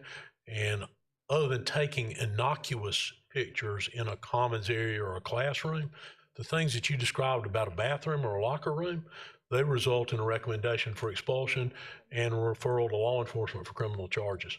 And if we have an assistant principal that's not aware of that, then we need to have a word with that assistant principal. Thank you so much, Mrs. Doolin. If there are no other comments, I had one final comment. I'd just like to say, as a fellow board member, one of our responsibilities is updating policies. And I know this policy, I remember the time it was changed, and there was a reason for that change. And I think that time has expired because we're at another changing point. Things have shifted, and now we have one-on-one devices. So I appreciate you for suggesting, Dr. Royster, that we take some time to review where we are and where we need to be, and we look at all aspects of this issue. And we've heard a lot of discussion about that. There are many, many aspects of this issue. I think we need to give time to make sure that we cover them adequately. So I appreciate that very much. And I feel like with the input of all the parties, that we will be able to create a policy that we can be proud of and be happy with, that will move us forward in a positive direction. So if there are no other questions or comments, Dr. Royster will look forward to that upcoming recommended recommendation for the future. We'll be looking for that in the future. At this time, if there's no other comments, I'm going to turn the program or this meeting back over to Ms. Bush. Thank you, Dr. Stahl. The next portion is building and grounds. It's the facilities project report. Dr. Royster. Thank you, Ms. Bush. You have facilities project update in your board materials. I believe the most significant addition, Colonel Carlin, all the summer projects are now listed by location, by type. There's also some updated information regarding anticipated completion on the weight rooms and a couple of other projects. But again, the largest thing is the addition of all the summer projects, the locations to be painted, major HVAC projects, building envelope projects, including roofing projects. And Colonel Carlin will be glad to answer any question you might have, or I will, if you have specific questions. And we have now received all permitting to move forward at the old jail man site.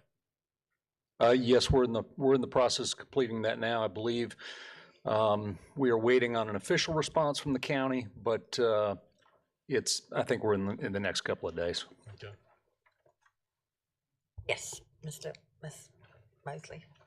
Dr. Royster or Colonel Carlin, can I just ask for a quick, I'm just going to make sure I understand. So the jail man project's moving forward, and so all the concern about the athletic fields and facilities and all those changes we were doing because of having to build on that site. Yes. Is that moving forward as well, or was that stalled because of the? Well, it was all tied to the construction timeline. Right. Okay. So yes, whatever delay there was in the construction timeline would have delayed anything to do with the athletic projects. Okay. They're still using what they were currently using. Right. That's correct. But the upgrades and the changes that were occurring as a result of building on that new site to the athletic thing, that's moving forward now. That will move forward with the timeline. In line, parallel to. Okay. With the timeline of construction. Okay, I got a question about that the other day, and thank you. That's all I needed. Yes, Ms. Caldwell. Colonel Carlin, what is building envelope project? So anything having to do with the physical exterior of the building, anything from the roof to storefront entrances, windows, the actual, depending on what type of building it is, the brick exterior, or the concrete panel exterior. We have a number of schools that were built with precast concrete panels. So anything having to do with the exterior is what we term a building envelope project. Thank you. Yes, ma'am. Thank you. All right. Any further questions or if seeing none, I have a question, Dr. Royster. I know we have a lot of new board members that have never been through this process before. That at what point do we stop calling it the old JL Man high school site? And I realize there's a purpose in that. Yes. Up until a certain point. But if you wanted to kind of go over at what point we decide and how we go about the process of naming that school, how the community's involved, how board members are involved, and what process we will go through so that we realize that 3 years from now, we will not be calling it the old J. Oldman High School Elementary. The administration has the authority to provide some sort of descriptive name until the board, because the board is the only body that can name a school. So we use innovative and creative and descriptive names like the new elementary to old J. Oldman. Fisher was New South Middle School. So a lot of times it'll be some location or direction. Usually a little more than a year out from occupancy. The board would engage in its process, which you have defined in your policy for naming a school, which involves selecting a committee to accept recommendations, suggestions from the community, and we provide a member of the administrative staff to staff that committee. And it's an ad hoc committee solely for the purpose of recommending a name. And we've got some examples of the processes, which were probably maybe a little slightly different each time it was done, though the basic core is the same. That is, there's a committee delegated to do it. They make a recommendation to the board, then the board votes to either accept that recommendation or modify that recommendation or reject that recommendation. That's in general the process. And I'm sure Doug can pull the policy up and address it specifically, but I think that in kind of in overview describes the process. That's fine. I just wanted to make sure that in case anybody had any wonders at what point and how that school would go about being named. So thank you very much. Since you wondered that, someone might also wonder when we might provide a recommended attendance area, and that would likely be a little bit ahead of that same timeline. So a full year before we occupy the building. We don't like to go, you don't want to go too far, too early, because you can have population shifts, and then you end up, oh, we put too many in there, we need to go back and alter this. So about 1 year out from occupancy, we would bring forward a recommendation. So that way, as the attendance area is defined, we would know what communities to go into with invitations to participate in the naming of the school. I think it would certainly give you some guidance in that respect, yes. Thank you very much. That concludes our work for today. We had some great information, some great presentations, great questions, and I will entertain a motion. I'll make a motion to adjourn. We have a motion to adjourn and a second. All those in favor say aye. Aye. All those opposed, no. Motion to adjourn. Our executive session has been canceled if you haven't refreshed your calendar, but we will be here bright and early Thursday.